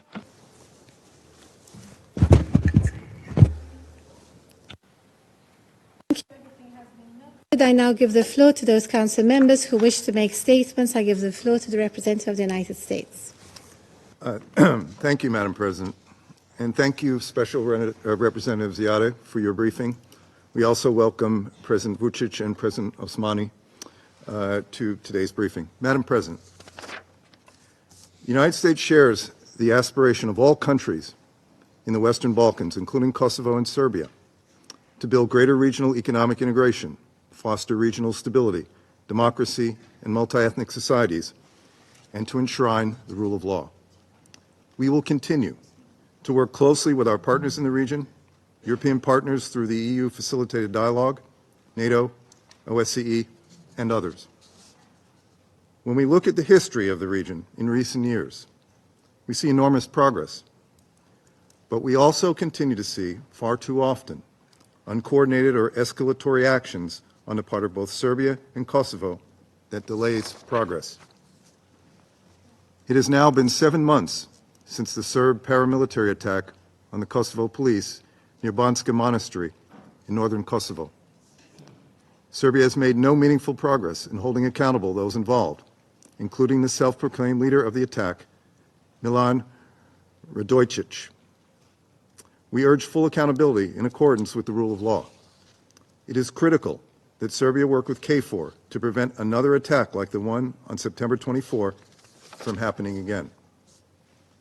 We were also deeply concerned by the interruption of freedom of movement for Kosovan citizens transiting Serbia on April 17, along with the detention of Kosovan citizens, including ethnic Serbs serving in the Kosovo police.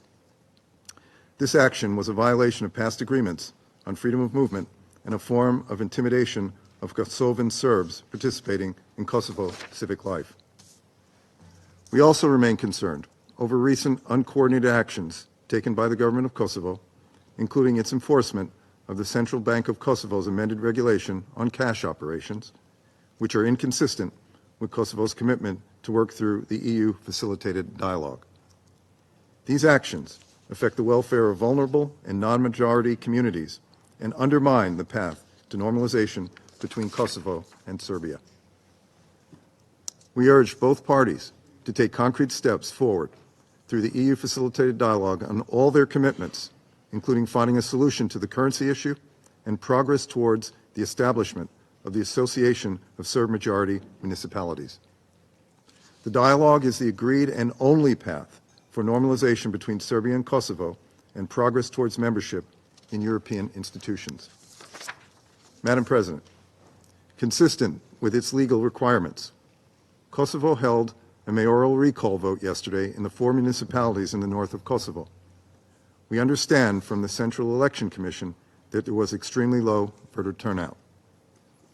We regret that certain political actors did not make full use of the democratic tools available to them under Kosovan law to advance effective and representative democracy. We appreciate the efforts made by Kosovan election officials to allow all Kosovan citizens registered in the 4 municipalities to participate in this democratic process.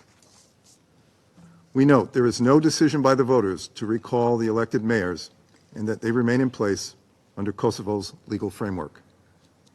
Madam President, we note once again that UNMIC has long outlived its original mandate and repeat our call for the Council to review its operations and sunset the mission. Thank you, Madam President. I thank the representative of the United States and pass the floor to the representative of Guyana.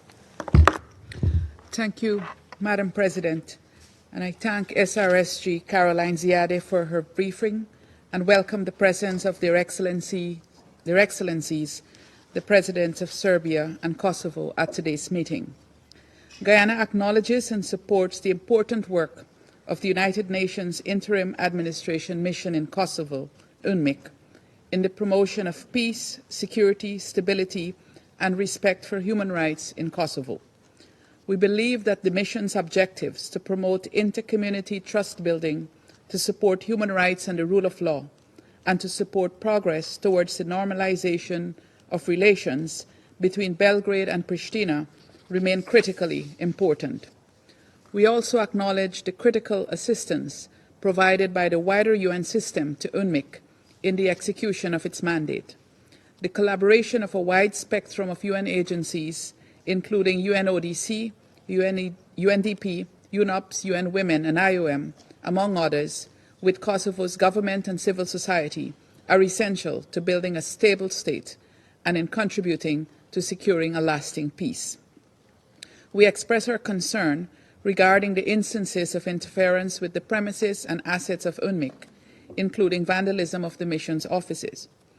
We call on the relevant authorities of Kosovo to ensure the protection of UNMIC's premises and assets, and to further ensure that the mission has full access to its premises in northern Kosovo. Madam President, Guyana applauds the leadership of the European Union in facilitating dialogue between Serbia and Kosovo, and believes that this mechanism remains the most vital avenue for ensuring that a just and sustainable solution to this conflict is achieved. The significant progress made through the dialogue in 2023 was encouraging. However, we are deeply concerned by recent actions that have contributed to an escalation in tension and by the absence of effort by the parties toward the implementation of the agreed provisions of the February 2023 agreement. We encourage a re-examination of any actions that have the potential to disrupt the economic and social well-being of minority communities. It is essential that the human rights of all are upheld. We commend the actions taken by the government of Kosovo to implement policies that advance gender equality and women's empowerment. We also urge continued efforts to address concerns related to gender-based violence. Madam President, Guyana continues to support an independent, democratic Kosovo that can fully participate in the international multilateral system. We call on all parties to recommit to the EU-led Belgrade-Pristina dialogue and to safeguard the hard-won gains through the full implementation of existing agreements. We firmly believe that through dialogue and diplomacy, the people of Serbia and Kosovo will be able to live side by side in peace and prosperity. I thank you. I thank the representative of Guyana for the statement, and I give the floor to the representative of China.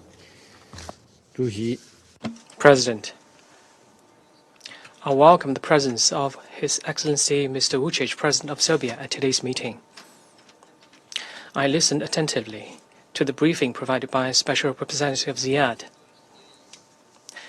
The escalating tensions in northern Kosovo over the recent period and frequent violence and security incidents on the ground are truly worrying. The Kosovo authorities' announcement to abolish the Serbian dinar and violent searches targeting ethnic Serbs seriously disrupted the normal livelihoods of the Serb community and gave rise to panic and tensions. China expresses its serious concern over those developments. We urge Pristina to revoke unreasonable decisions and cease unilateral actions that exacerbate tensions and confrontation. The establishment of an association of Serb-majority municipalities is an important part of the 2013 Brussels Agreement. The Kosovo authorities have made explicit commitments in this regard and should honor them in good faith. We hope that the EU will uphold neutrality, impartiality, and justice in its mediation. China's position on the Kosovo issue has been consistent and clear. We support the parties to engage each other within the framework of Security Council Resolution 1244 and reach a mutually acceptable solution through dialogue and consultation. During this process, Serbia's sovereignty, independence, and territorial integrity should be fully respected. The Security Council should continue to be seized of the Kosovo issue. We support the continued work of the United Nations Interim Administration Mission in Kosovo. Pristina should respect and ensure the safety of AMIC personnel and premises and facilitate the smooth performance of AMIC's mandate. President, last month, Russia requested an open meeting on the 25th anniversary of NATO's bombing against the Federal Republic of Yugoslavia. During that meeting, some Council members expressed their wish to have further discussions on that matter under the topic of Kosovo. 25 years have passed since NATO's war against Yugoslavia, but that war is far from becoming history. The situation in Kosovo remains tense as we speak. The countries and peoples in the Balkans still carry unhealed wounds.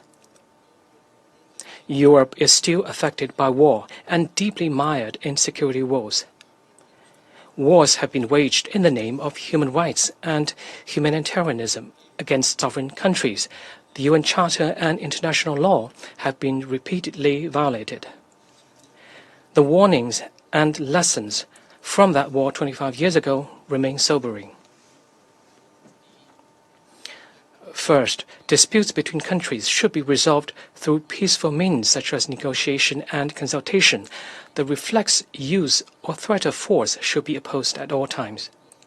If we allow the biggest fist to have the final say, the sovereignty and independence of small and less powerful countries will be undermined, justice will cease to exist, and the pursuit of peace will be eternally elusive. Second, the principle of respect for state sovereignty and territorial integrity should be applied universally rather than selectively on the basis of expediency. After waging a war against Yugoslavia, NATO repeatedly invoked the protection of human rights and subsequently carried out military operations in Libya and other places. Facts have shown that the so-called narrative of human rights above sovereignty is effectively reducing human rights to a political tool to interfere in the internal affairs of states. Ultimately, such a practice not only eroded sovereignty, but also failed to deliver the promised protection of human rights. Third, in the pursuit of national security, states should uphold the concept of indivisible security and seek common security, rather than achieving their own security at the expense of that of others.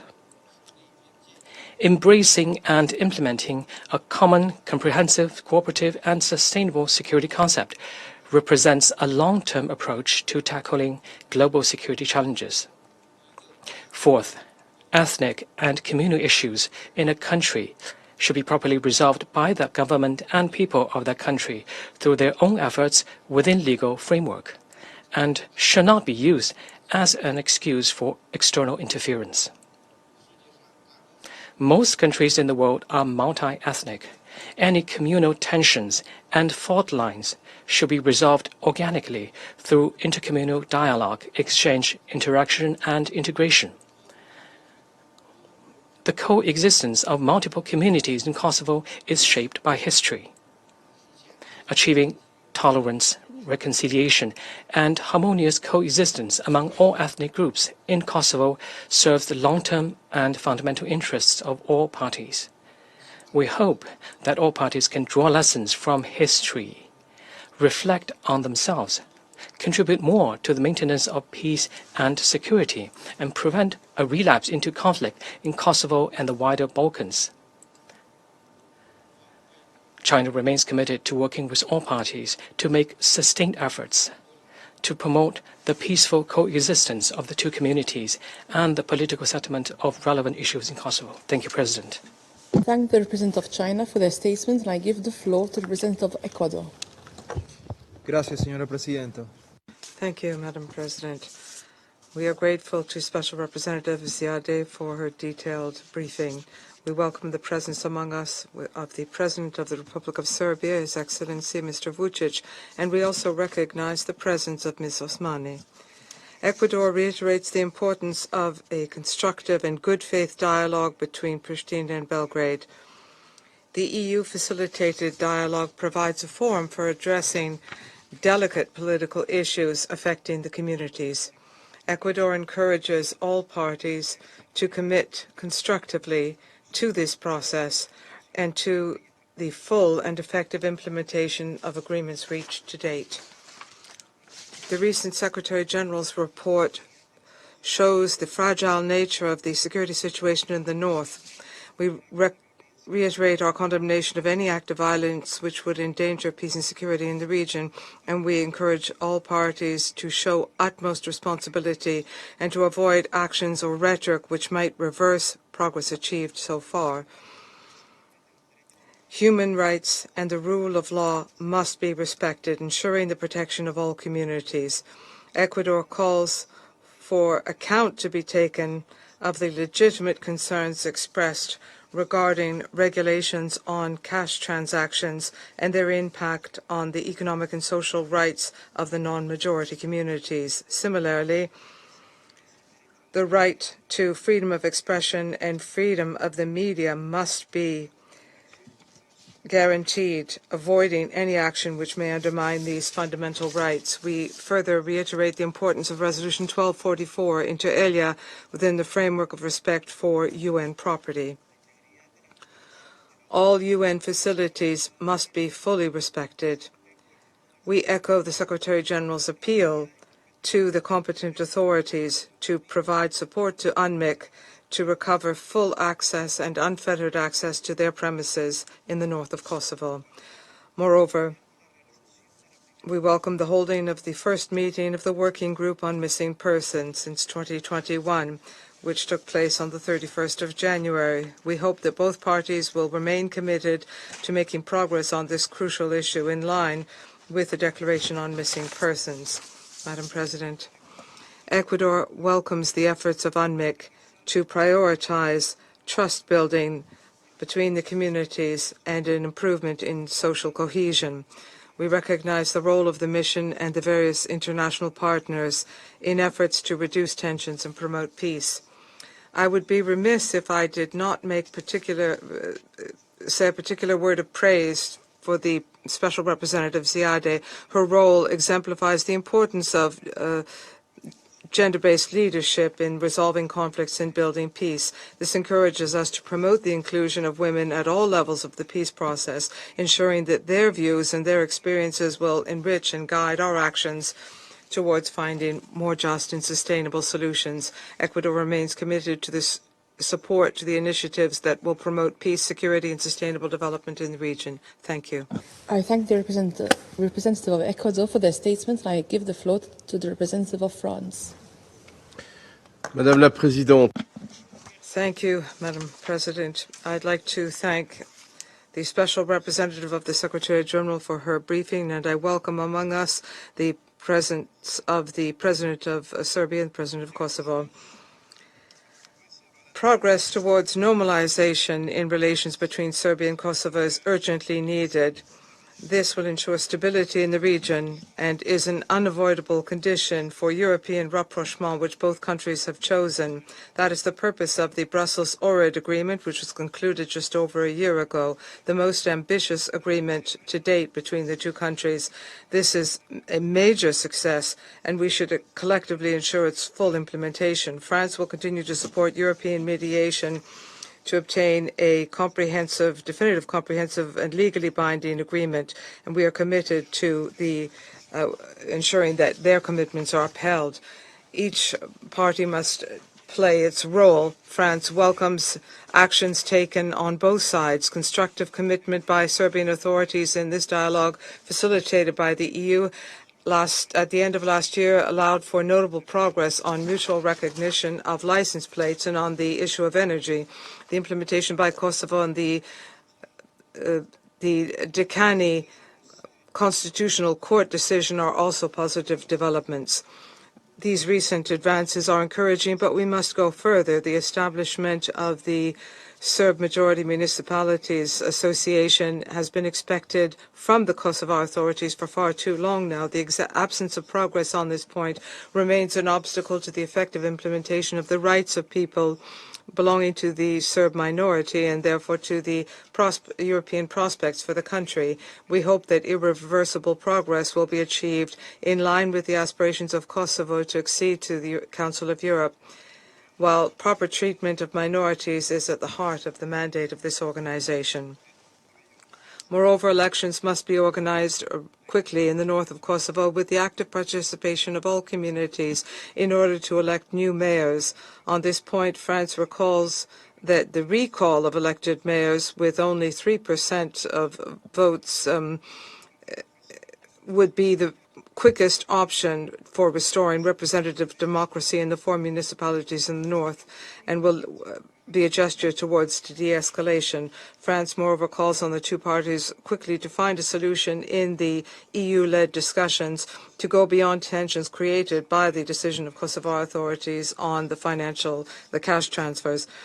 It is essential for those responsible for the Banska attack in September to be held accountable. France will continue to follow this question closely. France supports the efforts of UNMIK to restore the rule of law, respect for human rights, and ensure reconciliation between the communities in Kosovo in coordination with KFOR and ULEX Kosovo.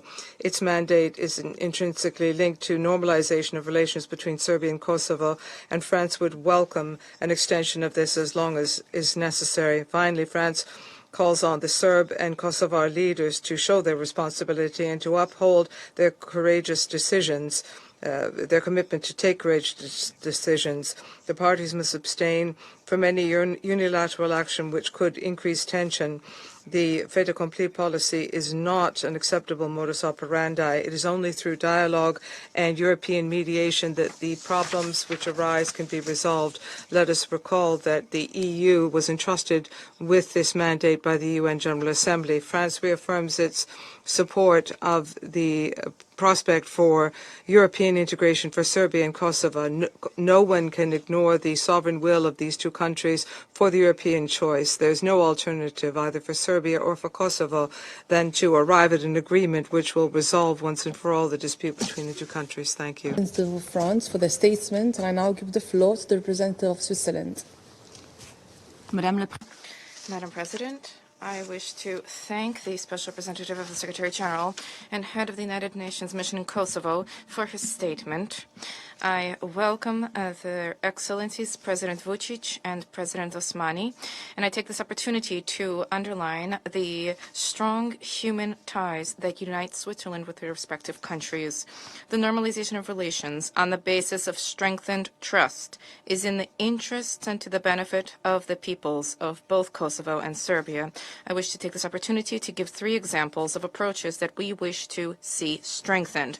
Number 1, measured rhetoric and responsible commitment on the part of political leaders in order to look forward to a future in which past grievances are acknowledged without impeding progress. It is necessary for the political leaders of Kosovo and Serbia to lay the foundations for cooperation and common understanding in order to set an example for their populations as well.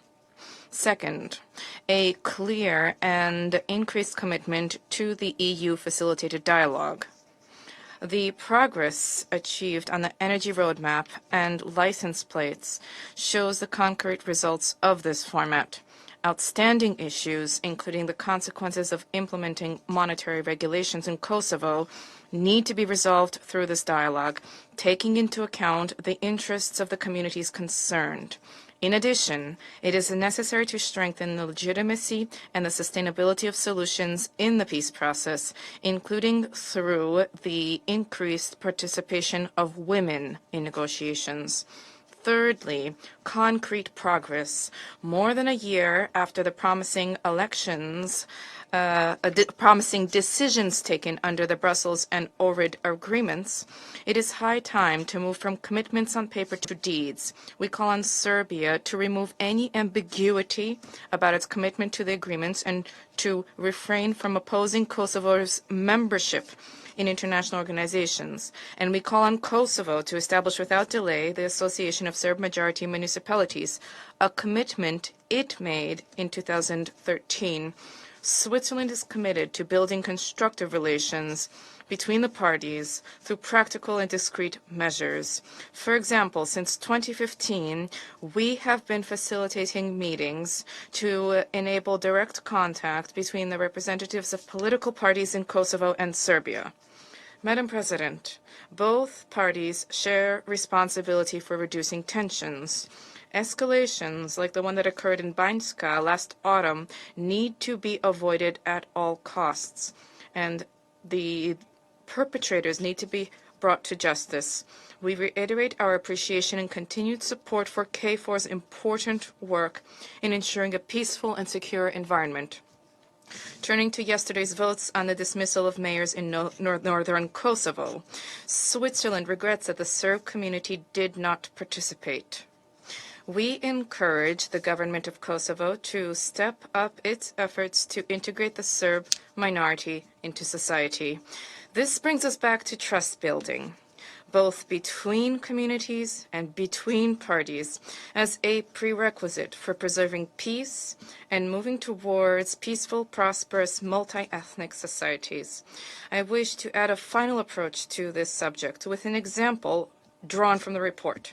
For the first time since 2021, the Working Group on Missing Persons, chaired by the ICRC, resumed its meetings in Geneva at the beginning of this year, recognizing that dealing with the past is essential to promote reconciliation. We encourage continued cooperation in this and other areas, including those related to sexual violence committed during the conflict. We thank UNMIK for its report, and we remain ready to discuss constructively a possible strategic review of the mission. To conclude, I wish to emphasize an observation made by the Secretary General in the new Agenda for Peace. Diplomatic cooperation, while important among like-minded countries, is absolutely crucial between disagreeing countries. Thank you. The representative of Switzerland, and I now give the floor to the representative of Algeria. You have the floor. Thank you, Madam President. I welcome the presence at today's meeting of His Excellency Mr. Alexander Vučić, President of the Republic of Serbia. I thank SRSG Caroline Ziade for her briefing. I listened to the remarks made by Ms. Osmani Sadriou. Madam President, Algeria would like to express its satisfaction on the progress made at the end of 2023 in terms of implementation of the 2022 Energy Roadmap, the Customs Agreement, and the reciprocal freedom of movement for vehicles between Serbia and Kosovo. Meanwhile, the situation in Kosovo has been unfortunately affected by some incidents and unilateral decisions that disturbed the already tense situation, especially in the north of Kosovo.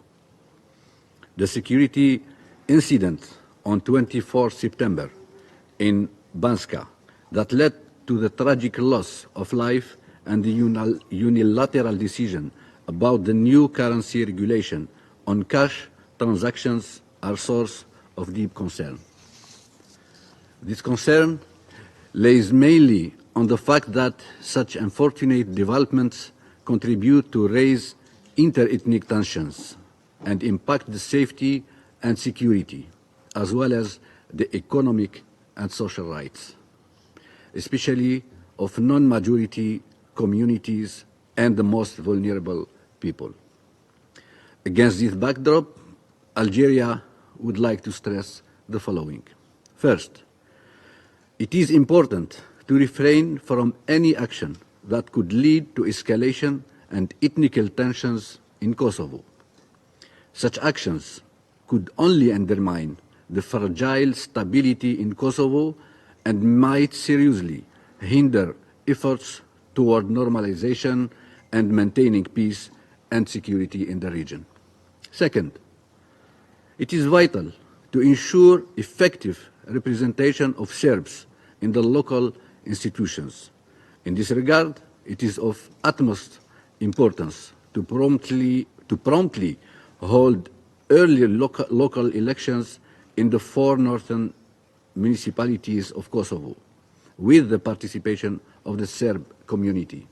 Also, we call on the authorities in Kosovo to undertake the necessary steps and measures to establish the association community of Serb municipalities as agreed upon in the 2013 Brussels Agreement.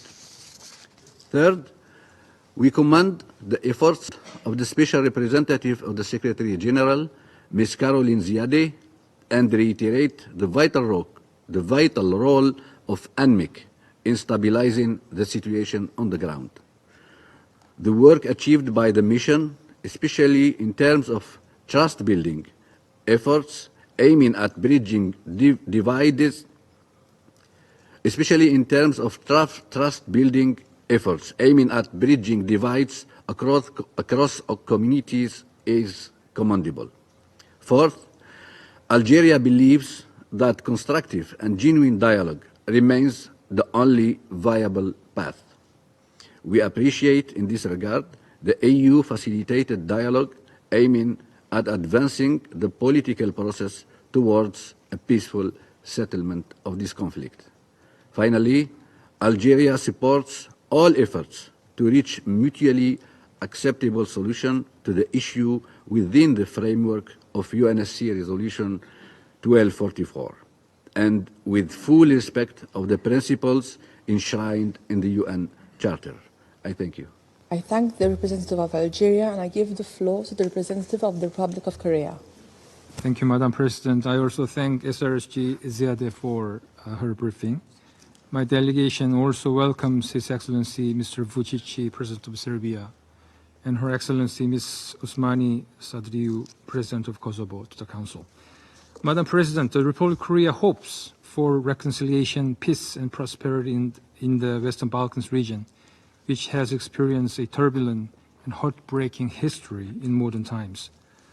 Around 1 year ago, Serbia and Kosovo agreed to resume negotiations to normalize relations based on the EU's proposal, and the international community, including the Republic of Korea, warmly welcomed this progress.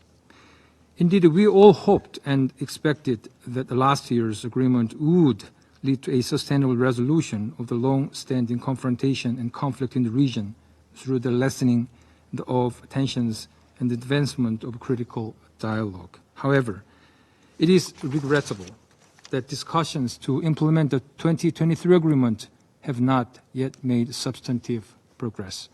Rather, tensions between Belgrade and Pristina have increased, and the security situation in northern Kosovo has remained tenuous.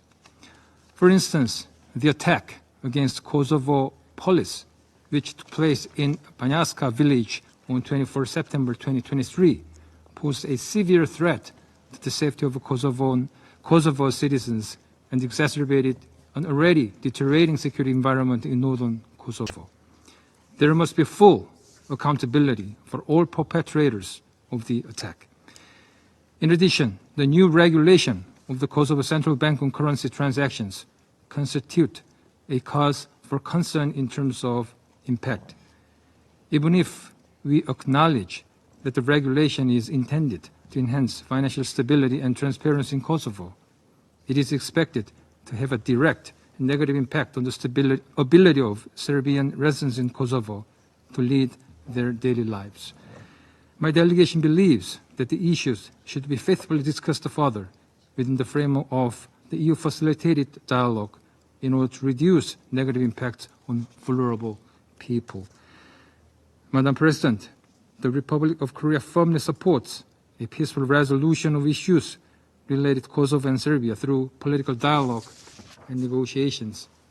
In this connection, we reiterate our support for the EU's efforts and its role in the mediation. And we also stress the importance of the work of EULEX in consolidating the rule of law in Kosovan institutions. At the same time, we call on the two sides, Kosovo and Serbia, to refrain from provocative statements and unilateral actions which can lead to unnecessary conflict. Take sincere and concrete steps to reduce tension and build trust between both parties, and actively participate in EU-led negotiations once again with a view to normalize relations and establish lasting peace in the region. Last but not least, my delegation commends the entire staff of UNMIK and other key international partners, including KFOR, for their tireless efforts to ensure peace and stability in Kosovo, as well as the wider region. I'd like to conclude my remarks by adding that there is a need to review modifying UNMIK's mandate, considering that KFOR and ULEX are currently carrying out some of the missions of UNMIK, which was established in 1999. I thank you. I thank the representative of Republic of Korea, and I give the floor to the representative of Sierra Leone. Thank you, Madam President. I thank you for convening this meeting. Let me also thank Ms. Caroline Ziade, the Special Representative and Head of the United Nations Interim Administration Mission in Kosovo, UNMIK, for a comprehensive briefing. I acknowledge the presence of His Excellency Mr. Aleksandar Vučić, President of Serbia, and Ms. Vjosa Osmani Sadiu, and welcome their participation in today's meeting. Sierra Leone commends UNMIK for its continued commitment towards the maintenance of international peace and security in Kosovo, the establishment and strengthening of its governance institutions, its efforts in promoting the rule of law, respect for human rights by all relevant authorities, as well as advancing Kosovo's reconstruction and infrastructural development. We also use this opportunity to express our appreciation for the coordinated humanitarian interventions by UNHCR, IOM, OSCE, and other international partners who have contributed towards the safe and dignified return and reintegration of Kosovo's multi-ethnic people. We urge continued support toward programs that enhance cohesion, specifically by addressing the concerns of women and youth, their full, equal, meaningful, and safe participation and representation being essential tenets for building sustainable peace and stability. We commend the progress achieved by Belgrade and Pristina on the implementation of the 2022 Energy Roadmap, the registration of vehicle license plates, and reciprocal freedom of movement for vehicles between Kosovo and Serbia. Such concrete efforts are key to de-escalating tensions, opening dialogue, and mapping the path towards lasting peace. Madam President, having commended the progress being made towards lasting peace, let me proceed to further highlight 3 points on preventing a re-escalation of conflict, consolidation of peace, and building for progress. First, Sierra Leone notes with concern reports of the attack on Bianska village in northern Kosovo in September last year, the incidents of violence that followed, and the surrounding rhetoric. Whilst we acknowledge the swift intervention of international forces, we urge the authorities in Pristina and Belgrade at all levels to remain mindful of their unparalleled role in preventing an upsurge of conflict. We further welcome the accountability mechanisms within Kosovo and cooperation with international regional security apparatus to hold responsible any actor that threatens the peace and security. We emphasize the role of the European Union Special Representative for the Belgrade-Pristina dialogue and other Western Balkan regional issues and commend their relentless efforts towards fostering trust between Kosovo and Serbia. We believe these efforts are critical to preventing the erosion of progress achieved by the parties. Second, we welcome the operationalization of democratic self-governing institutions, which we view as the tenets to normalizing life for the people of Kosovo and for consolidating peace and harmony within the region. We also welcome the deference towards the Kosovo judicial system by the authorities, including the implementation of the 2016 Constitutional Court ruling regarding the property of Visoki Dikani Monastery and ongoing trials for war crimes. The Constitutional Court must stand as the bedrock of the law and sound governance, including providing clarity on critical matters such as the recent issue of the central bank regulation and the use of the dinar, which has implications for the lives and livelihoods of the people in the region. We urge the Kosovo Privatization Agency to reconsider its approach towards assuming control of properties, while strongly condemning any attempt by non-state actors to deter access to, boggle, deface, and cause destruction to private properties, particularly those occupied by UNMIC and religious and cultural sites across Kosovo. Third and final point, on building institutions for peace and stability. Sierra Leone wishes to emphasize that the exercise of economic rights, religious and cultural freedoms should be institutionalized with a view to engendering and preserving a multi-ethnic society. Underscoring the importance of building beyond the conflict, we note with regret the developments relating to the northern municipalities' mayoral elections in Kosovo.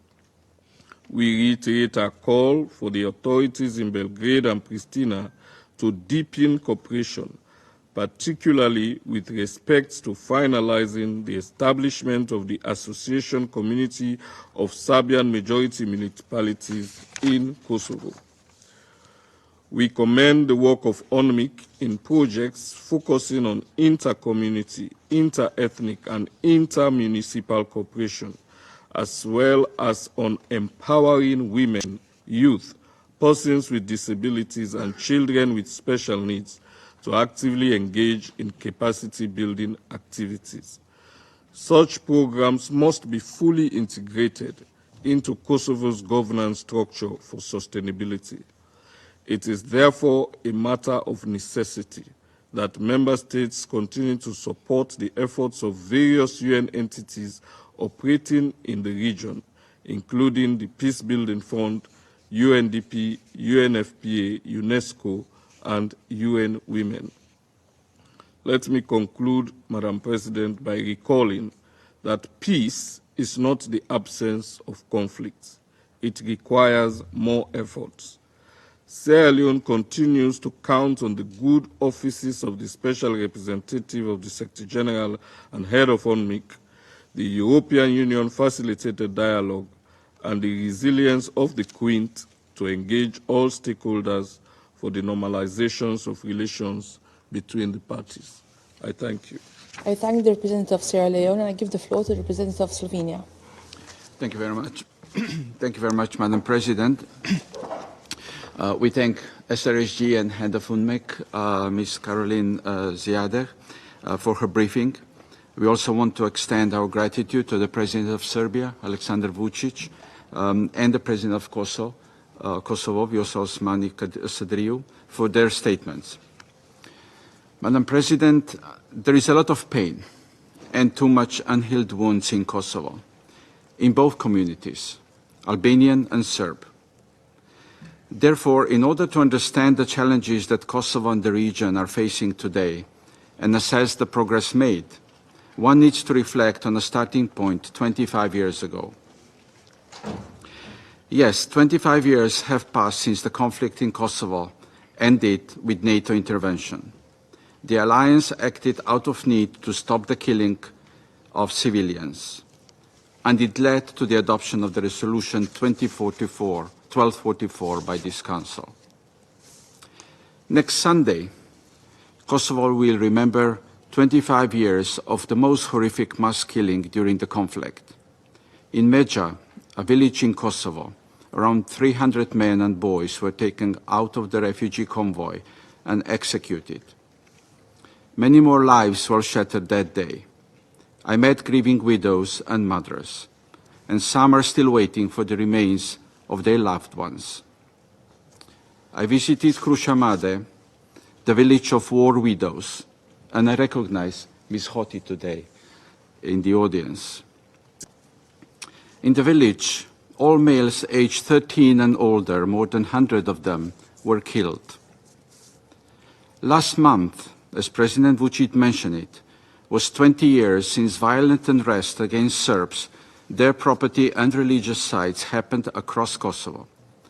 4 years after the conflict, in just few days, hundreds of Serb homes were demolished and tens of religious objects were set on fire. Serbs were fleeing Kosovo in fear for their lives. I met a Serb who escaped through the bathroom window and ran 40 kilometers to the safety of the north of Kosovo, watching Serb homes and churches in flames along the way. Yes, one can find a lot of pain in Kosovo, as probably in every conflict. However, focusing on the horrible past can prevent seeing better prospects for the future. And the future for all communities lies in multi-ethnic and multicultural Kosovo, at peace with itself and Serbia. Since those dark days of the 90s, Kosovo has made huge steps forward. A once devastated and traumatized society is today on its European reforms path through the stabilization and association process. It met rigorous criteria to be recently granted a visa-free travel to the countries of the European Union. And the future of the whole region is in the European Union, not because we, the EU, say so, but because this is what the citizens of the region want and expect. The European Union represents to them the area of peace, rule of law, and respect of human rights, the area of free flow of people and ideas, the area of progress, the area of reconciliation. Citizens across the region want a normal life, and this is where they see it. Madam President, UNMIK was set up immediately after the end of the conflict and has been instrumental in supporting stability and security in Kosovo in its initial transition phase. UNMIK filled the institutional vacuum and started providing services to people. Through close collaboration with international partners, UNMIK facilitated the development of local governance, justice system, and police forces, laying a solid foundation for sustainable governance in Kosovo. Progress made has been immense, and the foundations for a peaceful coexistence have been established. The Kosovo Constitution guarantees all its citizens and communities, including the Serbs, equal treatment with seats in the parliament, in the government, and official language. However, challenges persist. As always, it is about implementation. Kosovo Albanians and Kosovo Serbs remain, to the large extent, divided communities. Madam President, against this backdrop, I would like to make the following points. Firstly, the EU-facilitated dialogue is the only established forum for the normalization of relations between Serbia and Kosovo. We must support it in every possible way. We are concerned with the lack of progress and even backsliding on certain issues in the dialogue. However, there is no alternative to it. There is no path forward without the dialogue and normalization of relations. Slovenia urges both Belgrade and Pristina to prioritize the implementation of the agreements reached, and in particular of the Brussels Agreement and its annex from 2023. Secondly, normalization of relations between Serbia and Kosovo goes hand in hand with providing a safe, secure, and prosperous environment for Serbs in Kosovo. One depends on the other. Appropriate level of self-management of the ethnic Serb community in Kosovo should be implemented in good faith and respecting needs, interests, and concerns of both sides. Solutions can't be imposed on either side. As they say, a man convinced against his will is against you still. But the need to make progress on fulfilling this part of the dialogue agreement is urgent. Government in Pristina needs to implement what has been agreed and extend a hand to Serbs in Kosovo. For trust to be built and for progress in dialogue to be made, Serbia and Kosovo need to address security concerns, including preventing arms smuggling and holding perpetrators of illegal activities accountable. We call for full cooperation to investigate the Banska incident of last September. Progress in the investigation and persecution is crucial for building towards normality. Thirdly, Slovenia welcomes upholding the Kosovo Constitutional Court's ruling granting disputed land surrounding Monastery Visoki Dečani to the Serb Orthodox Church. This was one of the 11 agreed points of the Ohrid 2023 agreement. The agreement also affirms that neither Kosovo nor Serbia can represent each other internationally, and that Serbia would not oppose Kosovo's membership in international organizations. Finally, building trust is most effective when it starts with young people, and we appreciate the role Kosovo's youth plays in fostering a future of peaceful coexistence between communities. In this regard, I want to commend UNMIK's Trust-Building Forum, established in my country's capital 5 years ago. Slovenia supports UNMIK's transition to tasks where it can have an added value in changed circumstances, like encouraging comprehensive dialogue between the communities. We would support UNMIK's further reflection on its future role in Kosovo society. Dear colleagues, we have these debates twice a year. Members of the Security Council are presented with 2 or more Rashomon realities. And even if there is truth in each one of them, the Council is not helping them bring closer. As if these debates are not meant to search for solutions and build trust, but rather to expose the differences.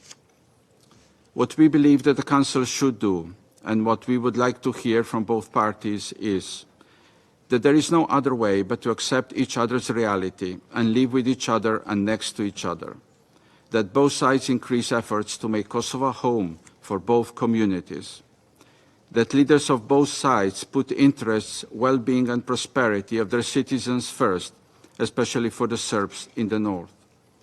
That they increase efforts to implement agreements reached within the EU-facilitated dialogue. That they resist surprises, unilateral actions against, as well as derogative rhetorics about the other party. And finally, that there is only win-win solution. Zero-sum game and wins are short-lived. The sooner we all realize it, the better lives will citizens and communities of Kosovo have. Thank you. I thank the representative of Slovenia and I will give the floor to the representative of the Russian Federation. Madam President, we are grateful to the Special Representative of the Secretary General, Caroline Ziade, for the briefing on the situation in the province and for the assessments that she shared with us. We welcome the participation in today's meeting of the President of Serbia, Aleksandar Vučić. We listened to Madam Osmani. Today's incident is something which we'll revert back to. I will merely state that Security Council procedures were established not by Madam Osmani, but rather by the Security Council. Once again, I wish to remind you that Madam Osmani was invited today in her personal capacity. And in this connection, I have a question. Who is seated in the chairs behind Madam Osmani at this moment, and who do they represent? I would like to ask that the Secretariat respond to this question, and for the President also, perhaps after my statement, they could answer these questions. Madam President, the Security Council today is conducting a regular meeting on the discussion of the activities of the United Nations mission in Kosovo. This is being carried out against a noteworthy backdrop. Exactly 25 years ago, the NATO aggression against Yugoslavia began, the consequences of which continue to reverberate with a direct impact on the deterioration of the situation in the Balkans. The illegal intervention of NATO in the affairs of a sovereign country transformed into an inhumane bombardment which lasted for 78 days, causing untold suffering for civilians with thousands of casualties and catastrophic devastation and damage.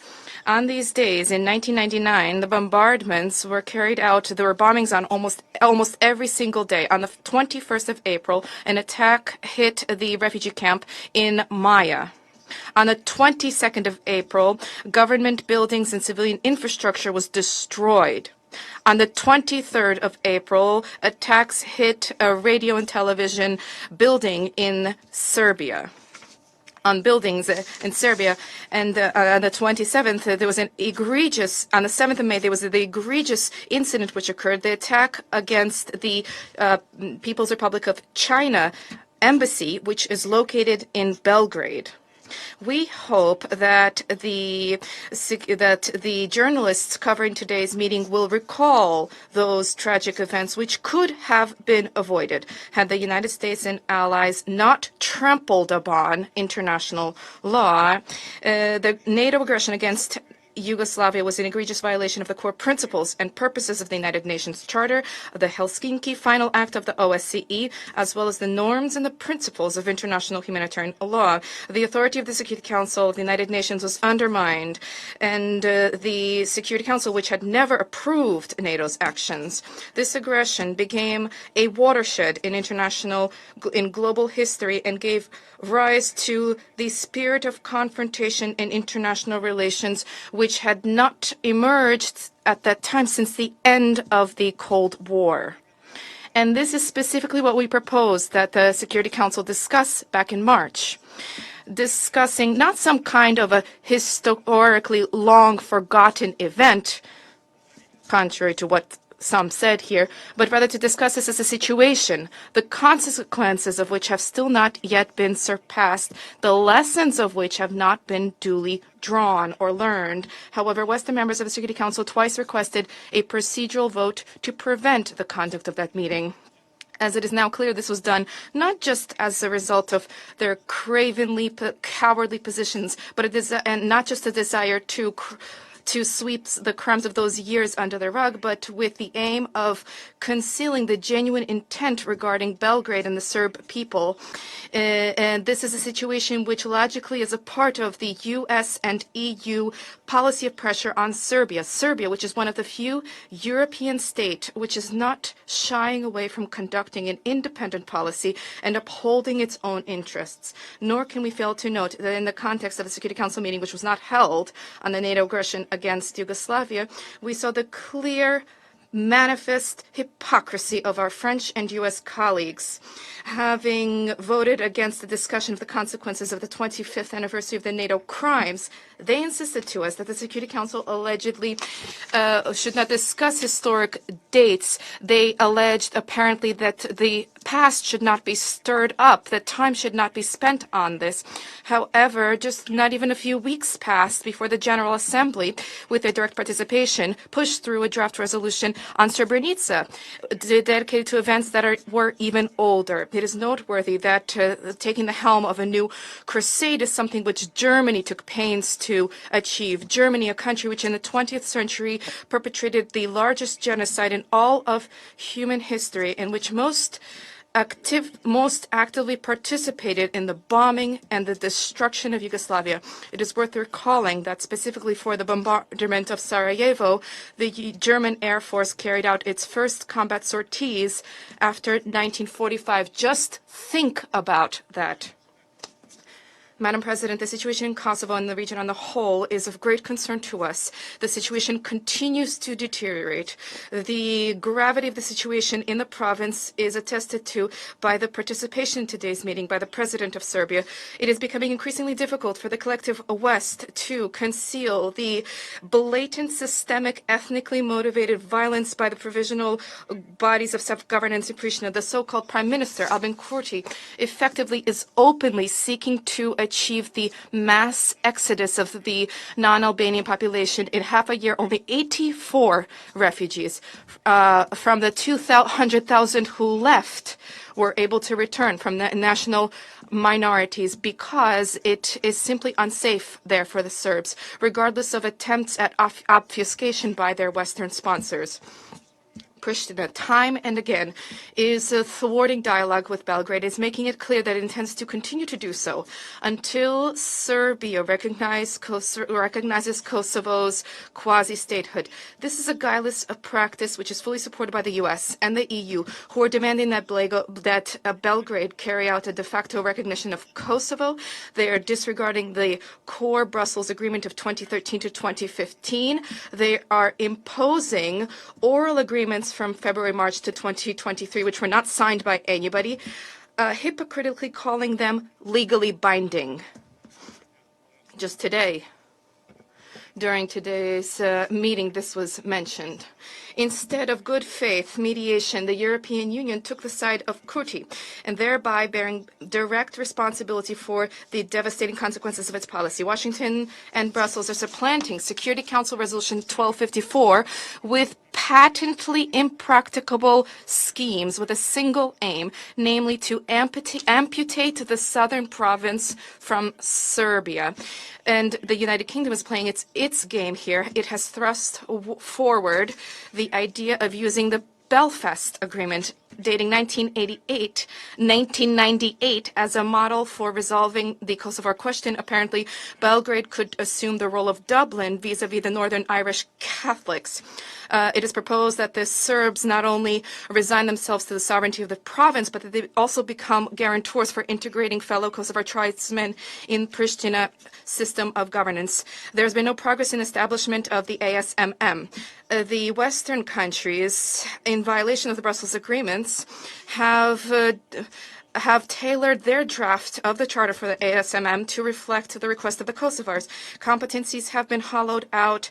Demands have emerged to respect the constitution, laws, and territorial integrity of Kosovo, but this is not enough. Even that is not enough for the Kosovo authorities. In their circle, they have stated that they themselves will write a charter, that they will draft a charter when they deem it necessary, and when one interprets those words, that means never.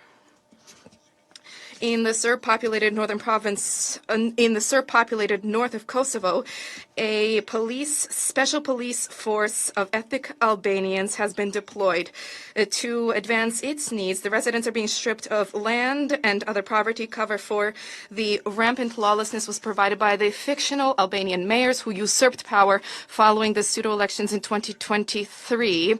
The recall of the so-called city administrators initiated by the citizens was transformed by Mr. Kurti into a farce through crude machinations. It is hardly surprising that the Serbs refused to participate in this farce. The census, which began in April, was also conducted not without foul play, where a separate census paper was included to identify damage to citizens during the conflict. Data was recorded only up until June 1999, that is prior to the withdrawal from Kosovo of the Serb army and police. The human and material damage among non-Albanian two non-Albanian populations, which took place in the years following the terror unleashed by Pristina, is of no interest to the local authorities and is not reflected in the general statistics. This is a continuation of the policy to discredit Serbs, to baselessly pin on them the label of genocidal nation, which Western countries are striving to achieve, including vis-a-vis the events which took place in Srebrenica. Since June 2023, the import of goods was blocked to the province, and this includes food and medicines from the central part of Serbia. There are systematic liquidations of structures working within the Belgrade system. Since the beginning of the year, the operations of 7 Serb administrations in enclaves to the south of Inbar River have suspended operations. There was an active discrimination in the ban of use of the Serb dinar, accompanied by raids by the police, targeting post offices, the closure of banks, the blocking of transport with cash. Albin Kurti and his regime has systematically stripped tens of thousands of people of their livelihoods, waging a veritable campaign of ethnic cleansing. Their ongoing attacks targeting Serb Orthodox church sites. A Serb spiritual heritage is now being Albanized. The unlawful intrusion in November of 2023 into the Archangel Michael Church in Podujevo by the self-proclaimed priest from Albania who was leading a service in Albanian and announced the establishment of a national Albanian church in the province speaks volumes. Orthodox sites are being proclaimed to be Catholic. Pious Serbs are being labeled as occupiers, and the history of the province is brazenly being falsified. In breach of Security Council Resolution 1244, NATO members are flooding weapons into Kosovo, helping to establish its own army. The Kosovar Albanians themselves are increasingly aggressive. They are announcing large-scale military preparations. They are developing an all-encompassing defense concept. The military budget has continuously and unabatedly risen. In light of all this, we are surprised at the fact that these glaring facts once again are not mentioned at all in the Secretary General's report, nor is there any mention of the humanitarian consequences to the population from the trade blockade of the province and the prohibition on the Serb dinar. In this connection, we demand that the head of the UN Secretariat and its subordinates not conceal inconvenient facts and not provide cover for the Pristina authorities. Pristina continues to issue pan-Albanian proclamations in the spirit of accepting Kosovo independence as a temporary project on the path to unification with Albania. Alban Kurti's desire to redraw borders is undermining regional stability and resulting intervention in the domestic affairs of neighboring states. The representatives of his party joined the opposition Albanian coalition for the forthcoming elections in the Parliament of North Macedonia, which President Vučić today mentioned. This is a stark example of how Kosovar authorities are fomenting centrifugal trends in the Balkans. However, instead of warranted condemnation, the Kosovars are receiving concessions from the West through vis-a-vis travel to the Schengen zone and the advancement of application to membership at the Council of Union. The vote at the Parliamentary Assembly of Council of Europe on 16 April became yet another heavy blow to international law. Contrary to the Charter, The organization is preparing to accept the membership of a non-state. Justified calls from Serbia to await a UN Security Council decision on the status of Kosovo have been disregarded. The list of preliminary demands for Pristina are derisive in nature. The Council of Europe still has a chance to avoid a shameful outcome during the meeting of its Committee of Ministerial Council in May. We call on them to take this opportunity. Worthy of specific mention in the Secretary General's report is the egregious situation with the vandalism of UNMIK premises in Zvichan and municipal buildings in Zvichan, Zubin Potok, and Leposavic. After the incidents in May 2023, the mission's offices were once again broken into and looted, and Kosovo-Albanian so-called mayoral staff moved into one of those. We are talking about a violation by Pristina of the inviolability of UN premises. Albin Kurti has been openly disregarding universally recognized international legal norms, including the 1946 United Nations Convention on Privileges and Immunities, thereby demonstrating his inability to comport himself in a civilized way. And this is not the first time this has been manifest. There has still been no accountability for Kosovo.